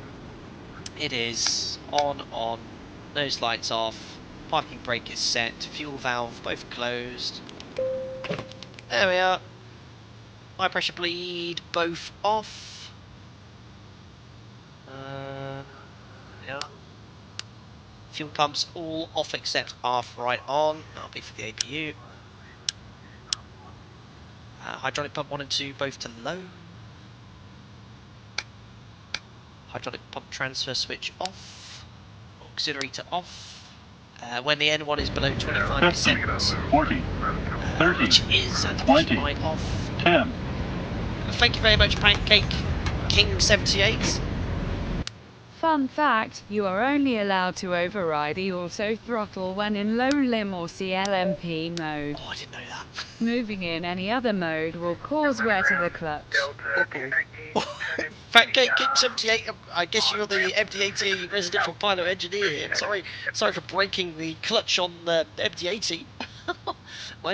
So you're only allowed to override the auto throttle when in low lim or clamp mode. Moving in any other mode will cause wear on the clutch. On the clutch system for the auto throttle, which obviously disengages or engages when it moves. Very interesting. The 7.3, there's no limitations. You can overpower the auto throttle any time you so wish. But very interesting. Thank you very much for that fun fact and snippet. I hope I've done the MD-80 some justice. Remember, I'm not type rated on this aircraft at all. But oh, look at that, the air bridge is attached. Everything's looking swimmingly good here. Fantastic. Got the X checklist done right up to the GPU, and that would be the end of the kind of transit checklist here. There's a few other steps to turn the APU off then, and there'll be a secure checklist, but I generally don't do that unless I'm doing 2 sectors, and I'll do it on the last one there. Yeah, thank you very much there, Pancake King 78, for the snippet there. Very, very fun. There you are. I'm pretty happy with how that flight went. Bear in mind, I only updated the MD-80 or installed it again this morning. Practiced the sector this afternoon around 3-4 o'clock. The takeoff was a bit interesting. The aircraft got a little bit ahead of me there regarding the automation. But no, I'm happy with how the approach went. Not so happy how the sim performed at 20 feet with the little glitch there, which really threw me off my flare, and then I managed to get an acceptable landing afterwards. I've got a little bit of an excuse there in the excuse book there. Massive bounce on the touchdown, but yeah, great fun aircraft. If you like the look of the Rotor MD-80, I'd thoroughly recommend it. I know it's a very popular aircraft as well, and I cannot wait to try out their MT-11, which should be out hopefully in the not too distant future. Let's have a look at the comments here during the landing of the flare here. Lots of people wanted me to fly into Atlanta again. Yes, well, now I have all the scenery installed with the Ortho 4XP. I might take the MD-80 on a 2-sector, I don't know, but yeah, it'll be worthwhile leaving Atlanta, go and perhaps discover some other places around the United States here. Just grab the scenery for that, so we'll keep that in mind. I won't uninstall it here. Lots of Are You Real pilot emojis there. Abby, I agree, Abby, that does not count, absolutely. My neck, said Danny. Oh boy, thanks explain, absolutely. Number 27 excuse in the pilot's handbook, the sim froze, said Andy Roberts. Very good. Oh dear. It was acceptable though, it wasn't too bad. It was actually not too bad, like, quite firm, you'd feel that, but it bounced straight back in the air again. The ground spoilers speed brake didn't come up there. Jim did the landing, absolutely sim 737 pilot. Going to be an interesting replay, yeah, we'll take a look at that, see how it looked from that outside view there. Perfect. Welcome to Atlanta, Captain. Great stream. Thank you very much, Chad Pullman. The plane is long. Yeah, I know. It's like a long, thin, cigarette-shaped aircraft, isn't it? Perfect. So we'll call that a day.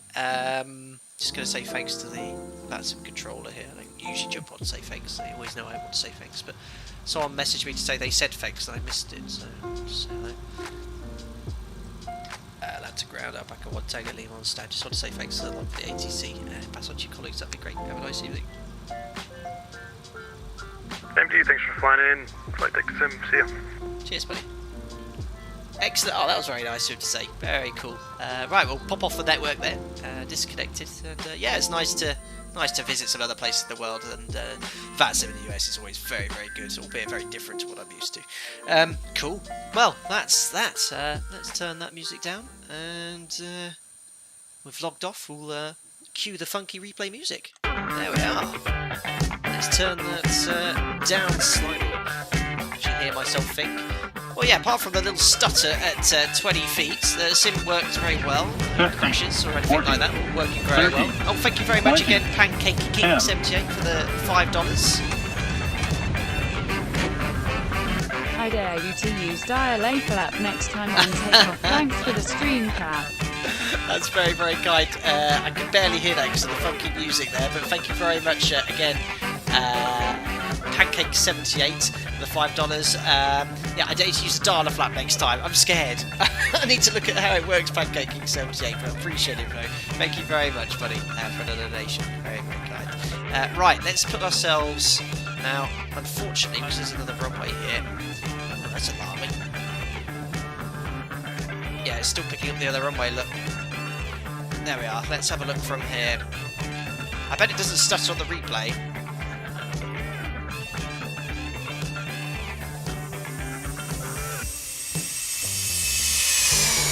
No, of course it doesn't stutter. Oh, that looked a lot worse. Bounced about 6 foot back in the air again. Oh, and I've only got speed brakes on one side of the wing. I think that's something to do with the replay. That's alarming. My oh my, that looked a lot worse than I think it actually was. Yeah, the sim froze. It froze about there, didn't it? The sim stuttered, and I was like, okay, great. And then, oh, rubbish. No crosswind correction or anything. Boing. Yeah, too much flare at the last minute, but as I said, sim froze, so there's not much I could really do about that because I kind of released the back pressure, and I was like, oh, it's now working again. Oh, I'm about 10 foot from the ground. That was a great shame. I was working really hard to get a button. Hopefully next time we fly it, that won't happen again. So yeah, a little bit of crosswind correction would have been helped. Everything's still bugging around there today. At least I touched down on the aiming point. Oh, look at that. Oh, that's a big bounce. That's close to kind of go around bounce. Boing. Nearly a tail strike it was. Not my finest hour. Deary me. When your tyres are beach balls. To be fair, I'm quite surprised it's not saying that was a little bit more than whatever it was, minus 270. Anyway, I don't want to watch any more of those. It's embarrassing. Guys, thank you so much for tuning in for another Fly Data Sim live stream. I hope you enjoyed that sector from Chicago to Atlanta in the excellent Rotate MD-80. It's a worthwhile investment if you enjoy flying the old Mad Dog. We'll be sure to fly it again very soon. I definitely don't want to wait 8 months until I fly the aircraft again. So yeah, I think sooner rather than later. Now I have all the Atlanta scenery as I just mentioned. I'd like to fly around this part of the world again very soon again. Cool, probably next live. If not tomorrow, definitely one of the days this weekend, Friday, Saturday or Sunday. I'll have a look at what VATSIM events are going on. Oh, it's so loud. I'll wait until the end there. I'll see what VATSIM events are on and we'll jump back in line, probably the Zebo Mod 7.3. Again, the MD-80 will be out again very soon. I might even jump in Microsoft Flight Simulator. Whatever you guys want to see, we'll be sure to do it. As ever, thank you very much to everyone that donated today. Thank you very much for your generosity. It's very, very kind. And as ever, to all the members, thank you for the continued support. And to all the regular subscribers, thank you. Thanks a lot for tuning in. Don't forget to smash that thumbs up button. Subscribe as well to stay up to date with the content. And I'll see you live very, very soon on the channel. Have a great weekend, and I'll see you then. Bye.